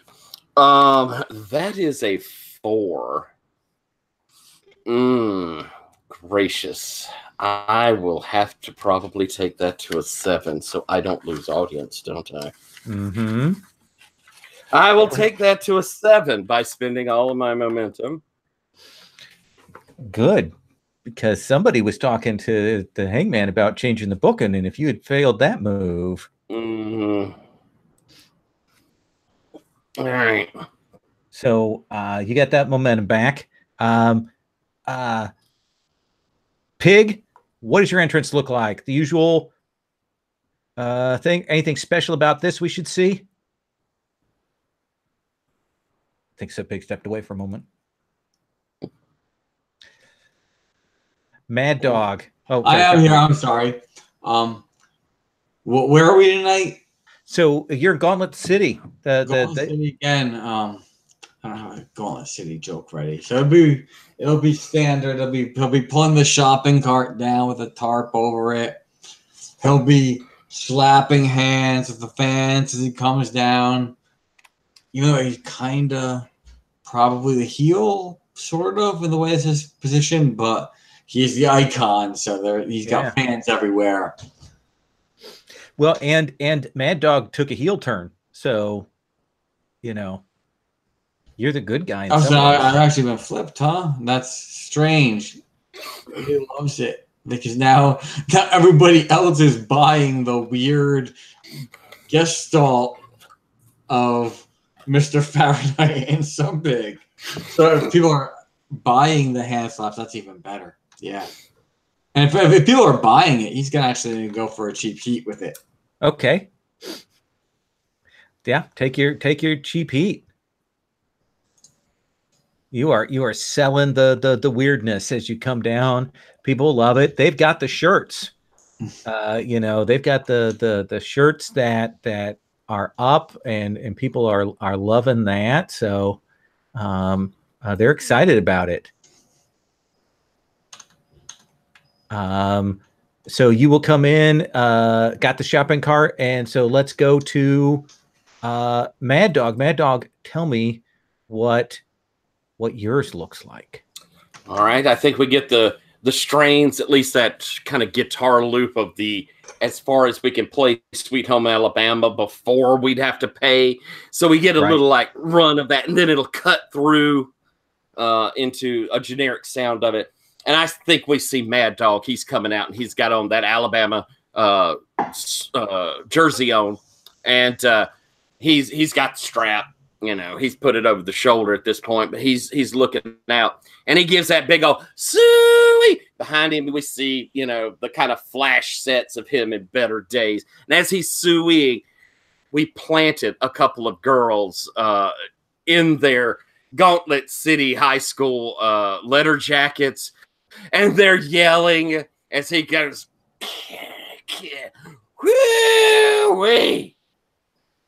And I'm cheap heating as well. There's your momentum. Look at him. He's the Gary Puckett of professional wrestling over there. So you have the belt. So you're going to start in control of this match, Mad Dog. But who is on the announce table? Joe, Patrick, either one of you want to do that? Gerwin again? I'll try the announce table this time. Okay, sounds good. So tonight, folks, we're going to have one of those classic matches. We've got the Mad Dog versus the Sub Pig, Mr. Fahrenheit versus the Alabama Damon. Who's going to come out of this one with the strap? And go ahead. Sorry. No, I want to hear it. I pulled the strap down, and I'm showing it up and moving it around, show it over towards Pig, slide it under the rope for somebody to grab. And you say I start control, right? Oh, yeah. So I move in for the clinch up, and I get in close to Pig. I'm like, all right, Pig, why don't you just go ahead, lay on to me for a while now. Don't get too crazy. We're going to bring this home. Everybody going to come out with some money. That's all it's about now, buddy. Credibility. All right. Well, I'm going to hip talk you into a sequence. Then you can take it. And I'm going to move in and do that hip toss over. So we get a nice big boom as he flips. And then come in behind with that reverse chin lock. And I'm working it, grinding it in, seeming like I'm going to try and wear him down. That sound like work, or is it more like you showing off Mad Dog's usual approach? I think that's probably work. Okay. That's probably work. Let's have you roll with work. Yeah, that's doing the old fashioned there. So 6, 7. 7. So do you want the momentum? Oh, I'll take the mo and hand that on over. Then Sub Pig, you get control of this. Break out of Mad Dog's hold there, and what happens? I break out of Mad Dog's hold, and I roll out of the ring. And I roll to the announce table. Oh shit! And I grab the headset off the announcer's table, and I say, "Hi there, Chad Dalrymple. That's your name, right? Chad Dalrymple. I just wanted to take this opportunity to announce to everybody tonight this match is a hardcore match." Invoking my ability to do so and gaining 2 momentum for it. And I'm selling the shock of that, and it probably is a bit of real. As he's no, Oh my God, I don't know what clause Sub Pig has in his contract that he can make any match a hardcore match, but he's taking every advantage of it. It's this clause! And he reaches into his tights and throws a contract at you. No.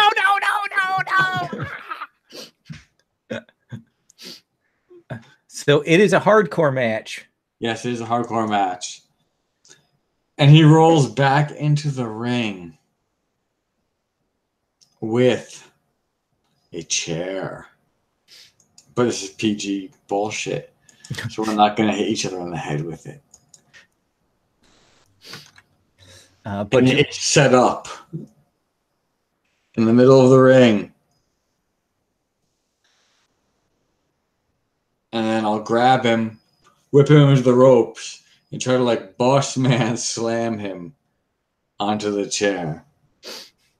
do you think Am I speaking to a very specific audience when I say boss man slam him? maybe a little bit harder than you meant? Now this would be. Are you going for the hardcore? Are you considering this chair a weapon? No, this is going to be working real stiff. Yeah. Let's have you roll real. Oh my God, a move out of the annals of time there, folks. Unless since he's facing Mad Dog. Unless Mad Dog wants to spend a momentum to interrupt. No, I like this narrative. Let's slam me through. All right, so that's a 9. I'm working real stiff. Injure your opponent, end the match in a no contest, or your opponent loses an audience. Oh. I'm going to injure my opponent because I hate this son of a bitch. Oh my God. What happens? Tyler, tell me what happens to you? As he comes down, and he keeps me in tight to the back of that chair as I drop, so it doesn't end up folding like it needs to. And I think we can honestly kind of hear the audience hears the oh as Mad Dog exhales. They may not, but I bet Pig heard the subtle sound of a couple of ribs breaking.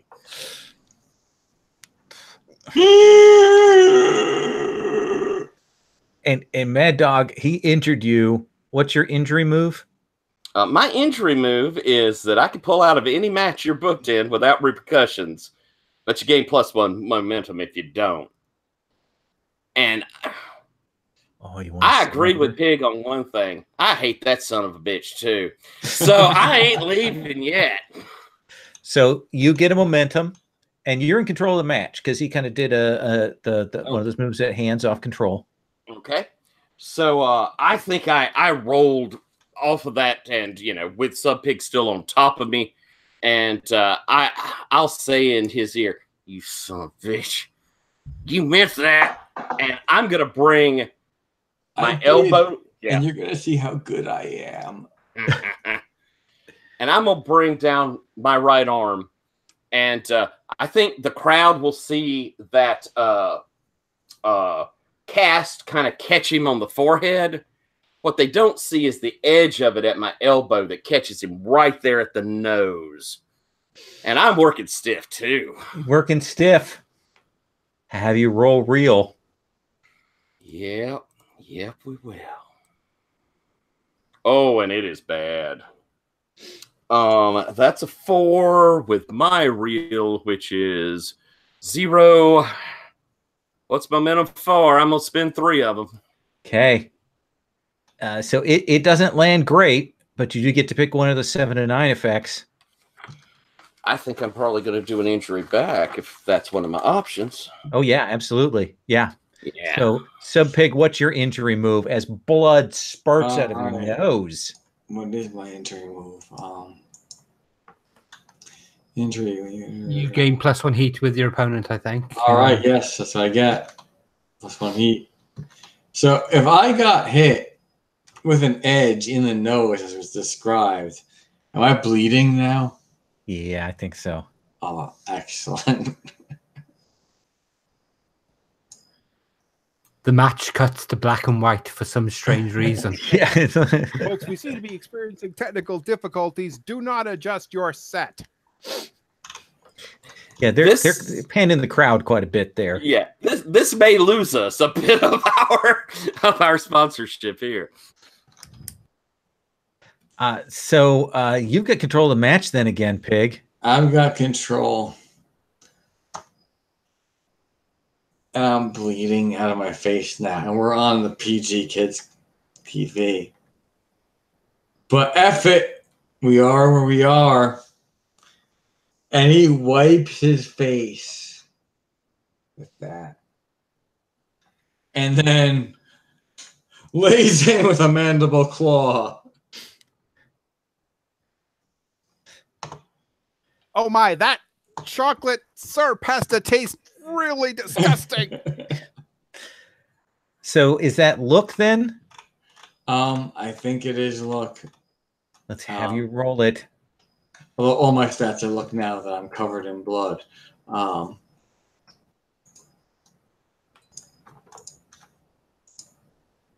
right, so that is a 7. Okay. Do you want to keep control, or do you want to hand control off and take a momentum? I'm going to hand control off and take a momentum. My God, Mad Dog, how do you break out of the mandible? Oh, hell. I imagine that there is no doubt Mad Dog is struggling as hard as possible away from that. And this has gotten to be a pretty dirty fight. So I know we're coming at each other at this point, and I'm sort of still favoring. So I think we're going to see, I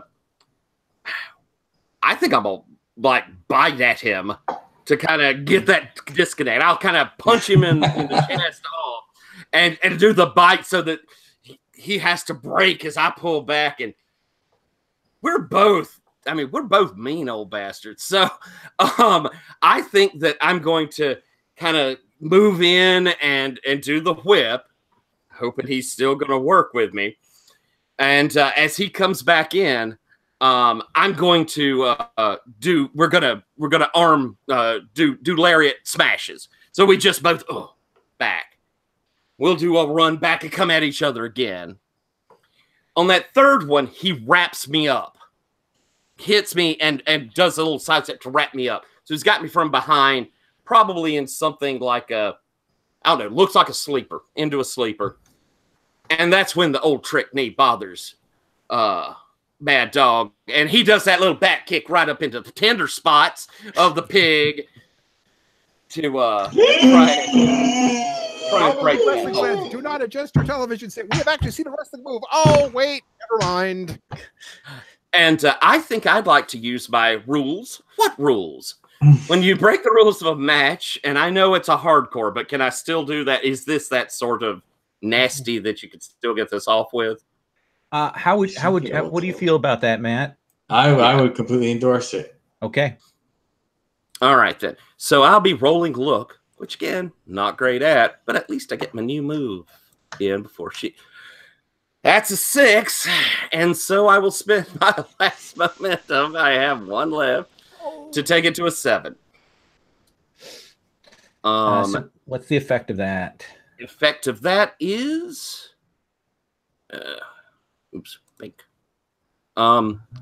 when you break the rules, roll look, 7 to 9, pick 1. You get away with it and gain 1 momentum. you don't and gain 1 heat with your opponent. I think I'm going to gain that heat. Okay. The So you ref's gain- probably going to be upset with that. So you'll gain that heat, and that's a kind of a non-sequence wrestling move. So he will do that, and he will take control of the match. But people are digging this. They don't know what's going on. It's crazy. The MMA audience is like, they've seen some serious violence out there. Mad Dog has handed you control, Sub Pig. Yes. And I am going to grab him around the neck and lay him out on the announce table. Oh, no. No. They told me the next table would come out of my paycheck. No! And I am going to ascend to the top rope and try to hit my Pig's Fly senton finisher through the table on the outside. Please, kids, just a reminder, do not try this at home. Do not try this at school. Well, maybe try it in a hospital. Don't try it anywhere else. So you want to call that work? I was going to call that hardcore violence, but I'm fine with you. I mean, if that's what you're doing, if you're using, you're using the table as a weapon, so that's fine. Yep. And that's just the results I wanted. But where's the die roller? And there's a 7-9 on hardcore violence. And if you don't have momentum, I can definitely put that over to 10.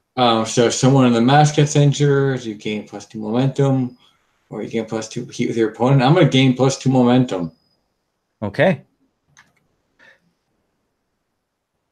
Oh my God, he's been broken in half. So comes down, smashes, lands on you, brings the table down. And for the non-wrestling fans watching at home, a senton is just literally jumping on someone and landing on them with your ass. And Mad Dog, you kind of take the brunt of that hit, but you now have control of the match. On my broken ribs, I have taken that, and this table's collapsed. And Pig, first off, it's going to take something even out of Pig to do it, but we're both like laid out.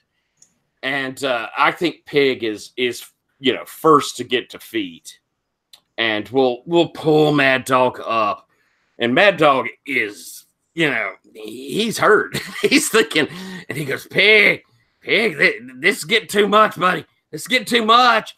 As Pig leans in, and I imagine, Matt, what is the pithy, awful thing you say to him? No, this is getting fun, old man. This is getting fun. Don't you understand? This is the business. Oh, and I think hearing that, Mad Dog goes, oh, fuck. And he's going to reach down, and he is literally going to pick up one of those mic stands and smack him in the head. And I think I'm going hardcore violence again. Roll real. The Mad Dog has gone mad. I don't know what some pig said to him, but he's snapped. That's a 6. It is not any moment. There is no more momentum left for the old dog. Do you want to put him over? Go ahead. Oh my! All right. God, I've never seen a mic stand used that way before. So someone gets injured, you gain a momentum, or you gain a heat. What do you want? I want that heat. The old dog's going to go out with an advance at least. And he'll smack you upside the head with that mic stand and pass his control back to you. This back and forth outside the ring, bloody combat. All right, so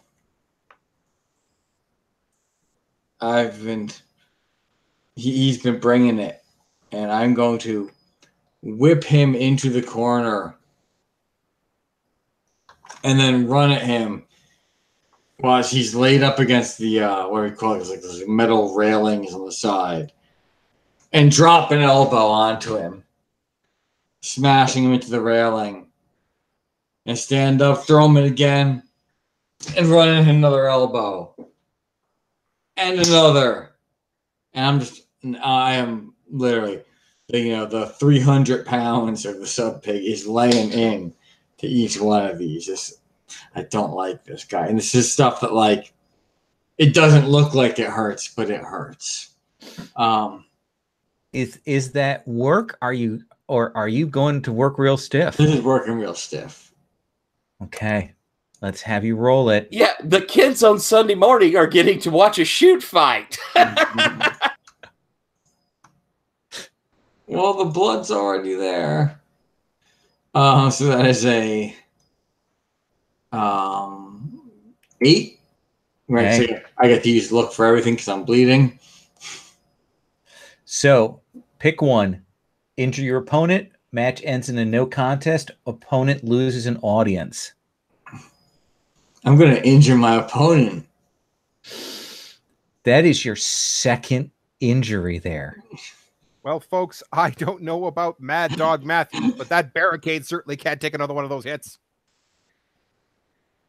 Let's see. Injury 2. And I only have 3. Yep. 'Cause I'm old. Do you want out now? I don't do I get to use my out move? I think I'm stuck after having chosen after. I think I got to keep going. I don't think I get the mo for keeping going. Alternatively, there is always the champion's advantage move. You can, if you get a chance. Yeah, I to had move. thought about that, but I think Pig deserves the strap. That's Tyler, but I think Pig deserves the strap, and Mad Dog deserves the whooping. So I think I'm taking it. I'm going in, but it goes to me. Yeah.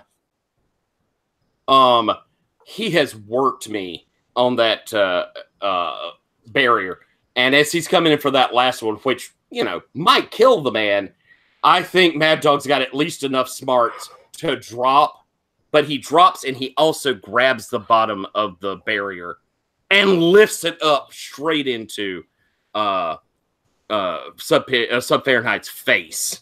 So that drop ends up really looking nasty. And he turns around and he's limping over. And he's going to drag him over because it stuns Sub Pig for a minute, probably legitimately. We could play with that at this point. But taking over to the ring stairs, the metal ring stairs, and we'll set him up with his chest and arms on the ring stairs as he moves back and comes in and does kind of... Actually, I'm sorry.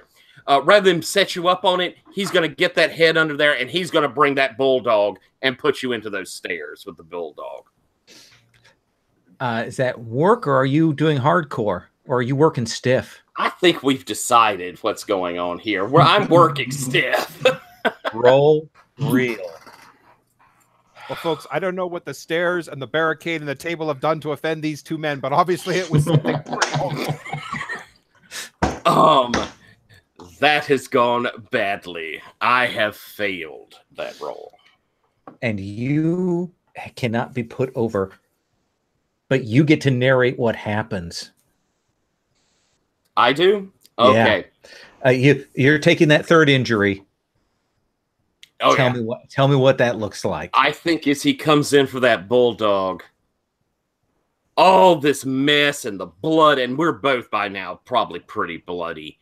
I think that as we get close to it, Sub Pig does the slide out and shove, and that chair catches right where those broken ribs are. And it hits hard, and we see Mad Dog kind of flip over, but he flops down to the mat where Sub Pig, something's gone wrong. And worse, you can hear that sort of guttural rattle when he's trying to breathe that says those ribs may have punctured his lung. And none of that will stop me from ascending to the top rope, I'm gonna my God. do this. The mad dog has a family and Sub Pig doesn't care. Oh God, Tina, what are you doing? Actually, at this point, I think I am going to have to do a run in. Okay, hang on. So I want to put something in Sub Pig's head too before you do that run in. Sub Pig, you get up on there, and there's that guy laid out, brutalized. You're about to brutalize him further, just like you were.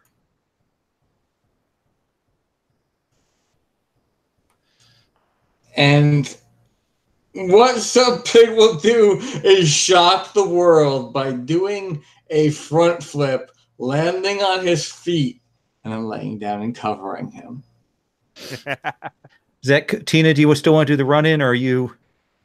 Oh, do I still want to do the run in? No, Or actually, do we have you? Do we see you on the ramp and see that happen and kind of stop? Yep. And then she just, as she actually, as the referee counts, she goes. Absolutely, and we see Sub Pig with the belt there, of course, at that point, which we have the image of there. So Sub Pig, you get the belt. They will count you out, but they are rushing the ring. You will see the new manager actually comes down with the crew to check on this, and is kind of checking, and there's probably 5-10 minutes of them boarding him, getting him set, oxygen wrapped up, all that. If I may, Yeah. to use an advantage I bought, I think he's up there and celebrating, and they're pulling him out. We see back screen someone reach down and push a button, and the Titantron has the lightning strikes, and we hear the rumble of thunder and Krakens.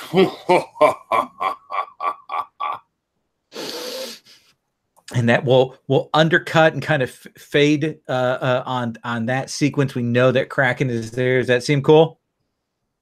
Okay. They will clear the ring. Robbie, it's chaos backstage. Machine, the new manager doesn't know where people are yet. He's still getting oriented. Now there's been a serious injury. They are calling for an ambulance. I think Robbie is just like checking him, pushing the manager out of the way, and he's like calling over to the ambulance station. He's getting, things taken care of to get Mad Dog out of there. Yeah. They'll get that cleared, and they are getting set. And Tina, you kind of staying there, and Hangman, the new manager, comes up and says, "Are you going to be ready for this kid? Are you okay?" So what is the Hangman's real name? That's how he calls himself, Hangman. His name's Jack. Jack. Yeah, just because Tina's a super fan, so she might actually know his real name. Mm-hmm. Oh my God, Jack! Wait! Oh my God! I can't believe you're here. I loved your matches against that one guy with the thing. Oh yeah, him. Yeah. God, wait. Sorry, what are you doing here? I'm the new GM.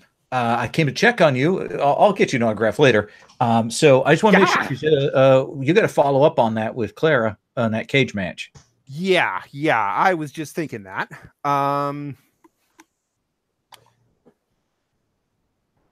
It's not going to be as bloody, I can tell you that much. That's exactly what we don't need now. Yeah, we don't need blood right now. We're going to try and pull this back. Hopefully this isn't going to go too badly for us. We're going to have to edit that package down to about a minute. God, yeah. When it goes on the air tomorrow morning. So, and the pig stumbles in. The blood only counts once. Yeah, mister, you go get yourself cleaned up. All right. Thank you, Milton. Motherfucker. See you later. All right. And he'll look around, and Machine, this new GM, will say, "Go tell Clara that she needs to get ready." Is that okay, Machine? Actually, I'm going to need to chat with Clara for a bit. How about I do that? Sorry, I was trying to press space to Okay. unmute, and it instead turn off my video. Yeah. Or you know what? Hey, machine, you can come too. Okay. So we'll have you two go and get Clara as they're clearing, they're washing things down, they're clearing the materials that are around the stage, and they are getting the cage lowered down to get this set. And Robbie is kind of handling things backstage, keeping things even as the GM is kind of just trying to get that next match going. So Clara, where do they find you? I'm in the women's changing room. I'm just sitting there, my hands on my knees. I'm slightly dazed out. Knock, knock, knock. Clara. And there's no response. Hang on a second. Let me check if she's here. I go in and look for her. She's And there. she's just sitting there at the one of the benches. Oh, Jesus! Please tell me this is meditation. I don't know why I came with you, so I'm gonna go. You're new here, right? Well, you're not. I mean, obviously, I'm newer, but you're pretty new to this, right? Yeah. Okay. What you might want to watch this. This is important. Okay. Clara. Sorry. Yeah. What? Oh, we up? We're going to be in a bit. Okay. I don't suppose you saw that last match? No. I've been down here. Meditating. So yeah, Sub Pig and Mad Dog. It was about everything we expected it to be. Okay. Yeah. No. We're gonna have Specifics. What happened? Pig's got the belt. Dog isn't going to be. Yes! And she is literally she is up on the actual on the bench, and she's dancing a little jig. Yes! Yeah. Damn it. Yeah. That's my reaction too. Yeah. Mad Dog's not going to be walking for a while. And she's back up on the chair doing the jig again. Yeah, they're not going to be able to play most of that match on Sunday. And she's hollering, and people had started to stick their heads out down the corridor to see what's going on. And but listen. Yeah. That means we got our work cut out for us. Yeah. Yeah. We're going to the top tonight. That's No. We're going right to the top of the cage. I like how you're thinking. That's one of the things I wanted to talk to you about. Yeah. Look. Yeah. I got a reputation. Yeah. I want to make it clear to you before we get in there. I don't take liberties. I don't work people in the ring unless they've consented to it. So I need to know, how far can we go tonight? I'm all the way to the top. Seriously. Pig put him in the hospital. Yeah. Oh, hang on. I got to get my phone. Is the ambulance out there? Yeah, it's still there. Oh, I'll be back in a second. I've got to take some pictures. And as soon as she runs out, I turn to the machine and I'm like, and she's one of the normal ones. Yeah. But hey, don't worry. Oh, me? I'm not worried. Good. I would like to go ahead and cut to promos if I could, so we can roll on into this match. Yeah. All right. So I think you're the newcomer, Tina. So I think you are going to cut your promo first. Excellent. And so tell me what that looks like. Interview, prepackaged. What do we see? Okay, so this is prepackaged. We see Tina standing in a dark room. There's just a light on her, and she's sitting on a three-legged stool like it's a boxing match, and she's taping up her hands, arms. She's got wrapping on her left shoulder, which is obviously, we've seen it before. This is from when Fahrenheit attacked her last week. Also a bit of cheap heat. She is wearing a Jeffrey Bleakwood t-shirt. Okay. There you go. Take your momentum. I will take that momentum. The path of hardcore leads you to some interesting places. Last week, it led me to the sub-pig, Mr. Fahrenheit. He gave me a warm welcome to Gauntlet League Wrestling. A welcome I was happy to return today. Now it leads me to the dungeon. It leads me to Clarabelle Bleakwood. Miss Bleakwood, a word of advice. One time you called yourself the monster the other monsters fear. Tonight I recommend you remember that monster. And she stands up, and as she stands up, the lights come on, and it reveals that she's standing in the middle of a ring, and you can see the cage lowering around her, and there's sparks being welded into place. Because nice. Let's have you roll look. Absolutely. Just sorry, one last thing. Because please. Tonight, I'm not locked in here with you. You're locked in here with me. Let's see it. All right. This is versus look. This is with look, right? Look. Yep. Oh, for crying out loud. Okay, that is a 3. Yeah, no, that's a 3. That did not go. Wow. People are rolling so badly tonight. So they have rushed this. Yeah. And when it does the lights up where the cage is supposed to come down like with perfection, there's the and then some of the sparklers go off. And I think you're actually going to lose an audience. It's harsh.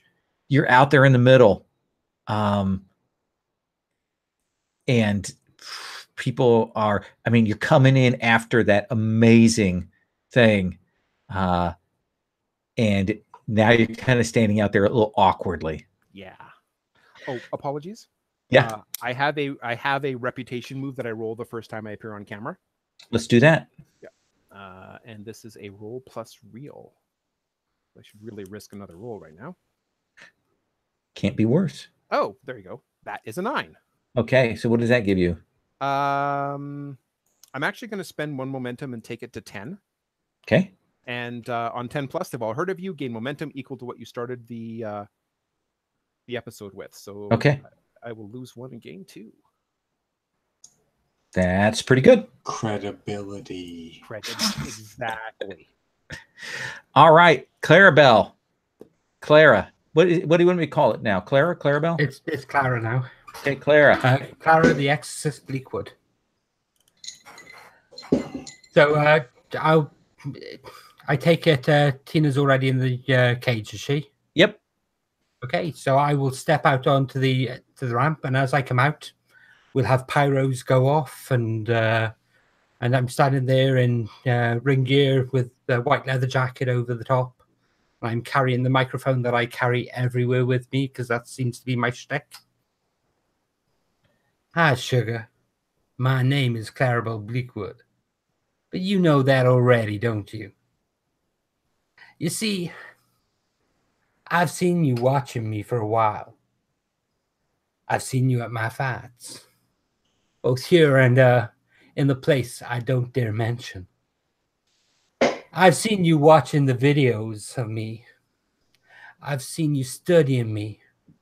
I've seen you trying to learn all you can from me. Sugar, tonight I'm going to teach you a full lesson about what it means to be Clarabelle Bleakwood. Clara Bleakwood. I'm going to teach you the lessons no one else can. And if you're a good student, you may just survive. But you say that I'm locked in that cage with you. You don't understand, sugar. That cage is not there for you, and it's not there for me.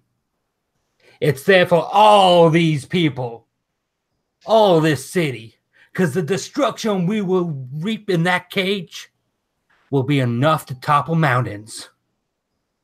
And tonight, let's get to meet each other. Hi, I'm Clarabelle Bleakwood. It's a pleasure to meet you. And I'll drop the mic and head down to the ring. Cheap Heat, and why don't you roll your cut of promo? Okay. I only get +1 on this now because as she's heading down to the ring, you notice that she's not as steady as she normally is. So I'm actually using the addict move for the first time. Okay. And I'm coming in hot. All right. So I gain 2 momentum, which with the Cheap Heat puts me up to 9. Okay. I get to roll real on all my in-ring moves, but my real is reduced by 2. Okay. So, okay, so that would mean that I'd actually get a 4 on that move. Okay. But I'm going to spend 3 momentum to push that up to a 7. Do you want a heat? Do you want a momentum? Do you want a stipulation? I want a... let me just have a look at the kind of promo move.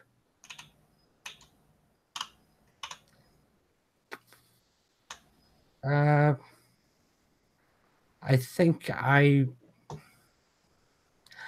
just going to gain heat in this instance. All right.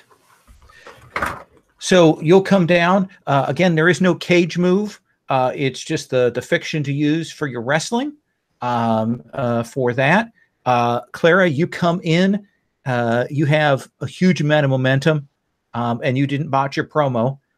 So you are going to start in command of this match. Who wants to be on the desk? Step aside, Guillaume Jabroni.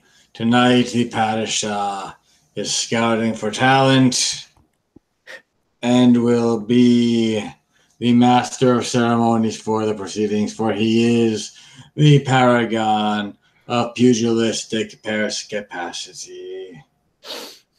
PbtA got the nice turban on and everything. He is set to go. Big Only glasses. a mutant could mess up that most profound title. All right, Clara. So I walk into the ring. They close the door behind. They put the chain around it. They tink, with the padlock. And I walk into the middle of the ring. I slip off my leather jacket. I throw it to one side. And I offer my hand to Tina.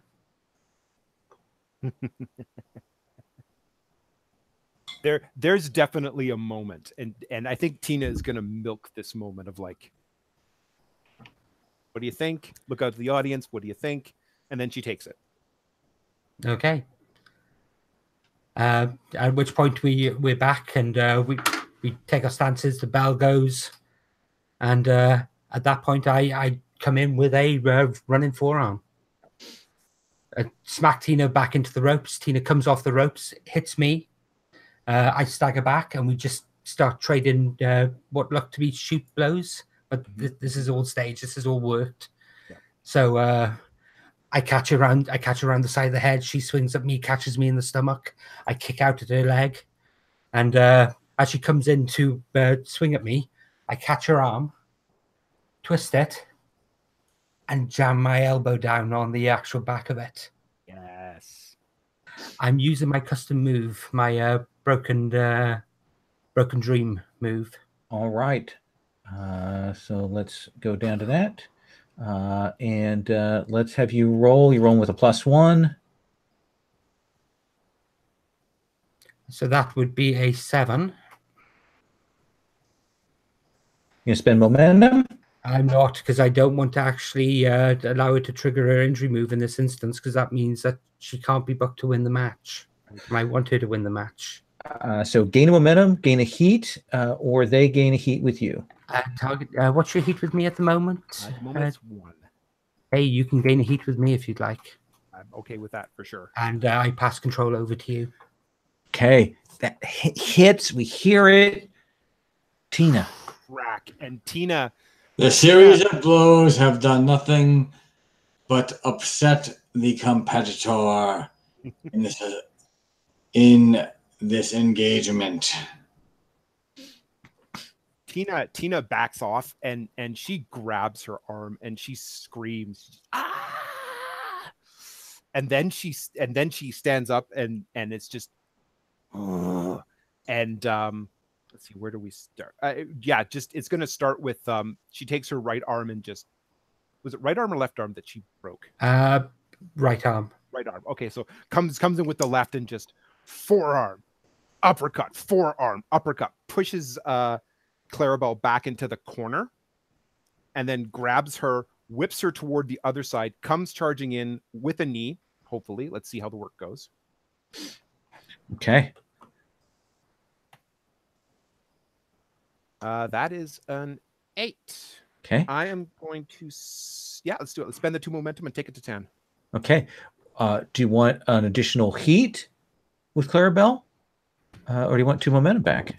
I am going to go ahead and take the heat. Okay. You are still in control of the match after that good sequence. Excellent.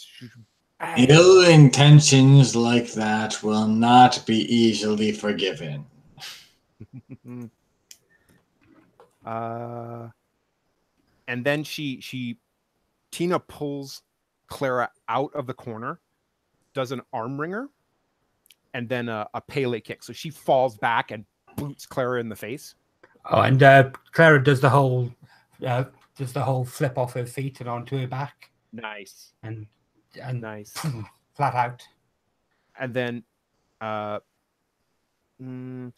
this point, Tina's going to work the arm a little bit. So she rolls over to get up and then leans on the broken arm, and it's just, So I think we're going to call that working the audience. Okay.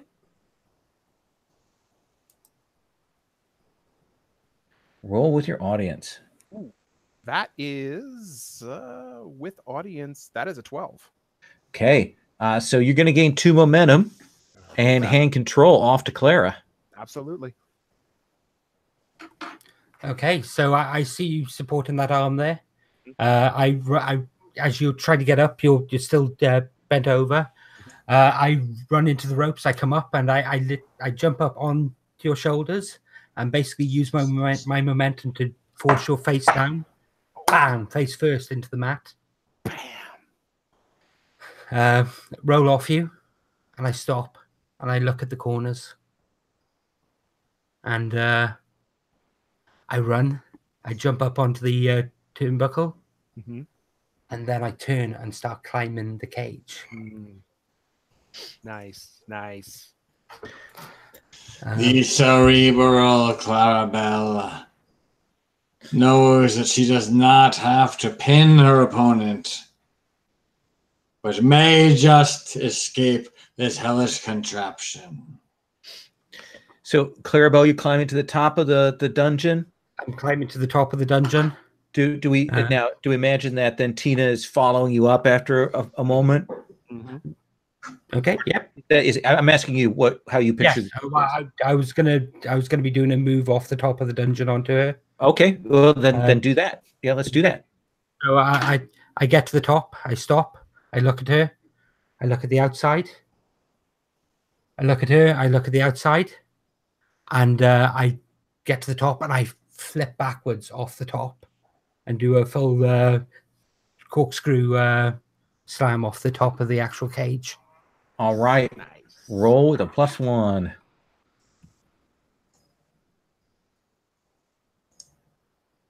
Okay, so that would be a 8. So nope, I'm going to keep that, and I'm going to pass. I'm going to take a momentum and pass control to Tina. So it's not great, but it is pretty good. It's more spectacular for the height of it. You probably do have to pull yourself in a little bit at the end, but it hits hard. People hear it. Some sort of mania has overtaken the competitors, faced with the opportunity to escape this hellish structure, they have instead chosen to sacrifice their own bodies from the top of this cage. And I think I'm going to play into that. So I'm gonna pretend to have injured my ribs, and I'll be lying on the ground kicking and selling the injury. Tina. So Tina rolls over and she's like, okay, we need to give them a moment to understand how bad this was. So she is grabbing her midsection, grabbing her arm. She sees Clara like grabbing her ribs, grabbing her ribs. And then Tina starts just slamming her hand on the mat, just like trying to get the crowd to join in with the clap. And she starts yelling, "You're locked in here with me!" So that'll be, let's work the audience. Work the audience again? Yeah. Okay. That is a 10. That is a 12. That is a 12. All So- that momentum for you. Yeah. Yes. So work the audience. Gain 2 momentum, and Clara takes control again. Excellent. I will. Okay. And as she is bang, bang, bang, I'm going to walk over, and as her hand goes down, I'm going to step on the hand and twist my leg. And there's the whole moment of as she comes back and she's clutching her hand. I'm going to reach down. I'm going to put my hands around her throat. Her arms come over, and I am lifting her up and lifting her up. And I'm going to do a choke slam powerbomb right in the middle of the ring. Nasty. Now, normally this would be a power move, but I can't reel for everything while I'm on my meds. So this is not normally in Clara's moveset. No. Okay, and that would be an 11. So I'm gonna get +1 heat and a +1 momentum from that. The For my darkness fans. of the Bleakwood family cannot be denied. Okay, and I'm gonna pass control back to Tina. Excellent. Tina. So just two-handed choke slam right in the center of the ring, and Tina and like arches her back like she's just been broken in half. It's just, you're locked in here with me. And she actually she tries to make it look like she's hitting Clarabelle with the broken arm. That's how angry she is. Yeah, I'm gonna sell that entirely. And eventually just getting to the point where she's hitting her with the arm and doesn't even seem to feel the pain. So does that seem like look? I think you're kind of selling your gimmick right now. I'm definitely going with look on that one. Okay, let's have you roll. That is an 8. I will definitely take that up to 10 with 2 momentum. Okay. Do you want the heat or want the 2 momentum back? I'm going to take the heat. That brings me up to 4. Okay, nice. Gonna get yourself some audience. Yes. All right. You're still in control. Still in control. Okay, so at this point, it's and I back Clarabelle up into the cage, and then push her against the ropes, grab her, whip her into the ropes, jump into the ropes myself. So follow Clarabelle. When Clarabelle hits the ropes, bam, splash her right into the cage. I'm going with hardcore violence on this one. Oh, okay. Have you roll real? Said we're going to the top. Let's go to the top. That is a 9. I'll again spend momentum and bring that to a 10. Okay. The human form was not meant to be subjected to the deprecations that you see before you tonight, my audience. So you gain an audience, Tina, I will take that audience. and then you can gain, if someone gets injured, gain 2 momentum or gain a heat. I'm going to take the momentum. Okay. You're still in control of the match on that 10+ result on that. Excellent. So that's a smash into the steel. I Yep. then whip her back, and like I whip her into the other side, and then follow her like I'm going to do it again. But this time my hand actually control over to Clarabelle. Okay, that saves me from interrupting, which is what I was about to do. Like minds think alike, or something like that. It's too early in the morning. Yeah. Okay, so as you come running in, I will leapfrog. I'll basically leapfrog over you. Turn around and I'll turn around and do a backstabber on you. I'll basically come over, grab you around the neck, fall back, Bam, bang, and as you're down on the ground, I will again go to the top, and I'll start climbing to the top, and this time I'll stop on the actual top of the ring, and I'll see you on the ground there. I'll look outside, and you can see this moment that she doesn't know what to do. that mania. And as you start to get up on your hands and knees, you can just see something overtake her, and she jumps off the top of the cage and curb stomps you from the top of the cage. Ooh. Ow. And I'm gonna use my showstopper move at this point. Nice.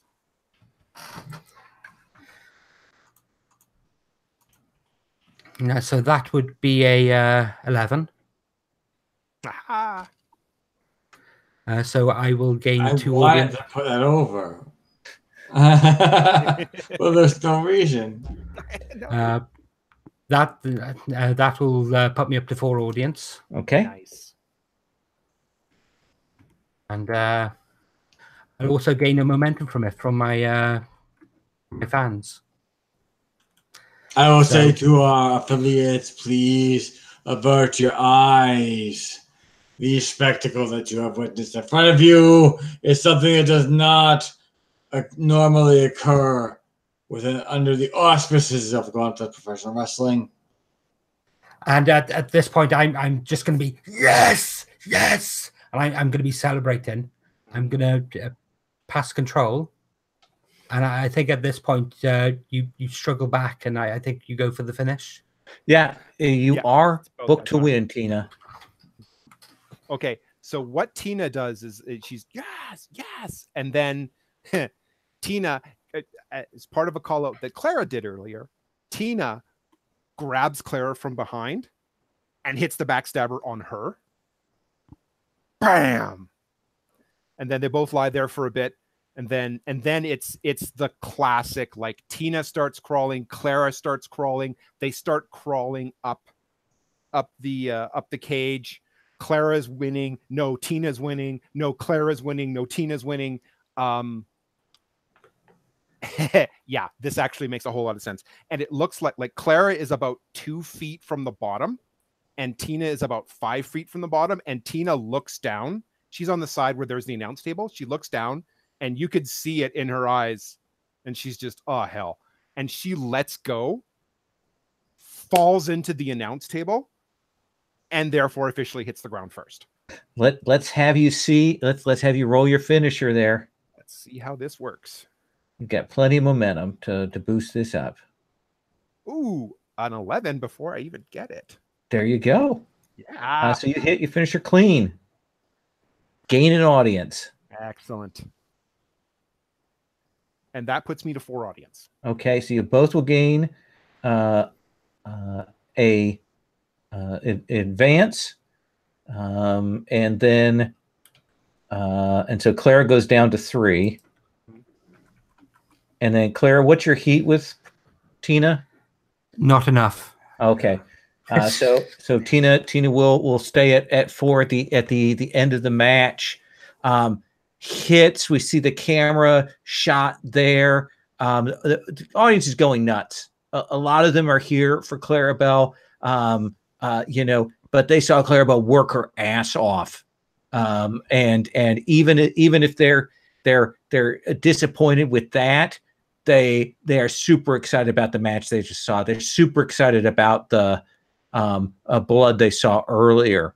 The humanoids are riled up, but sadly the results were indecisive to the PbtA. So I want to definitely do a spot with Patrick and Alex, but do you need another spot? Are you going to announce your retirement tonight, or are you staying in, Clara? Is the hangman in the wings anxiously, hungrily waiting for you to retire, and then you don't? Well, my plan originally was to I was originally going to try and talk to Wolf about actually taking an on-screen authority role, but Wolf is no longer here, so I can not do that anymore. So I will go over to her. I will look at Tina standing on the ground, laying on the ground. I'll see that she's not moving. I'll get down to her. I'll slap her face. Come on, kid, wake up. Oh,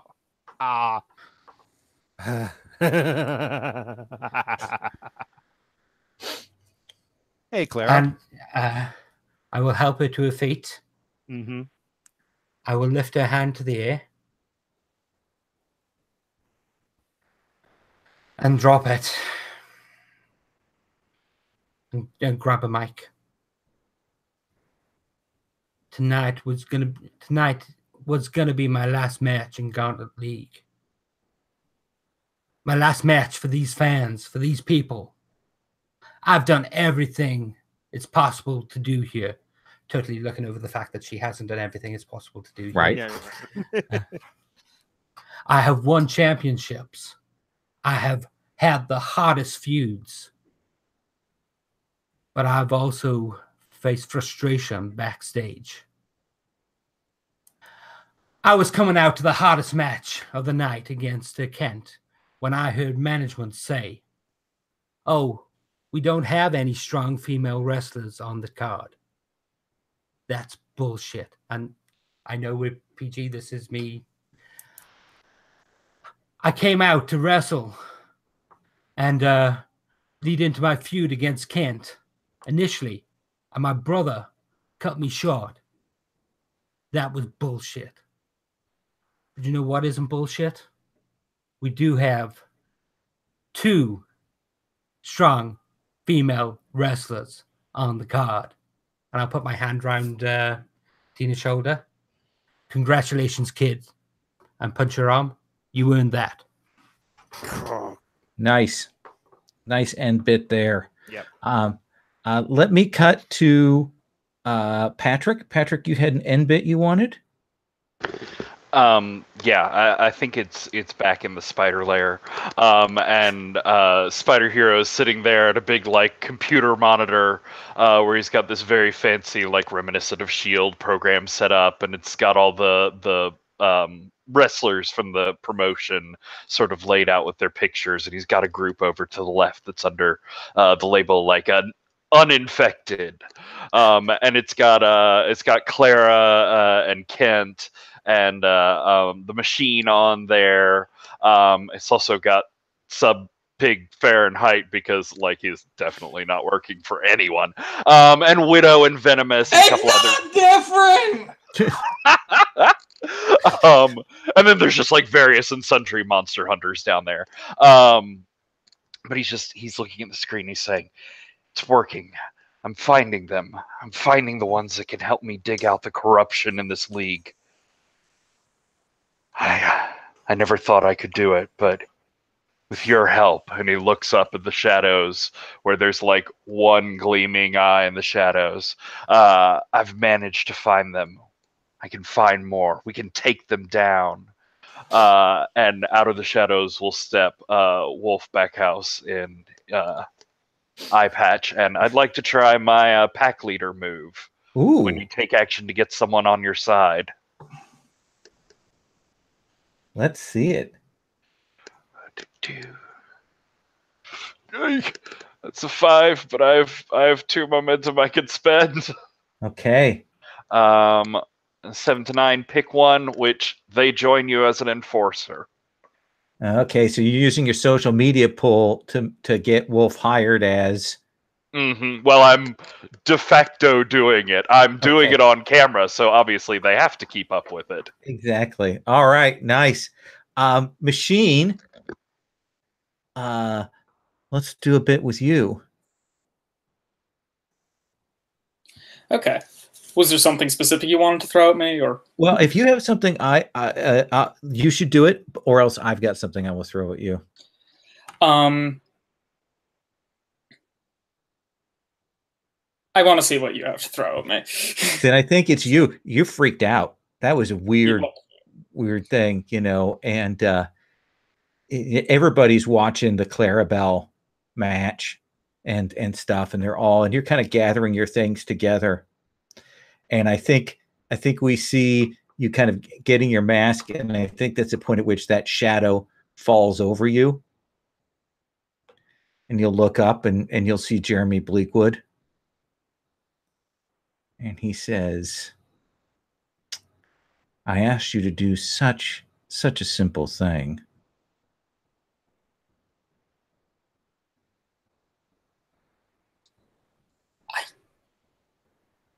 I had already hurt some pig. I mean, accidentally. No, I can't. Just purposefully. At least Robbie doesn't deserve that. I'll be the judge of what Robbie deserves. He says, have you ever heard of the Cestus Group? No. Should I have?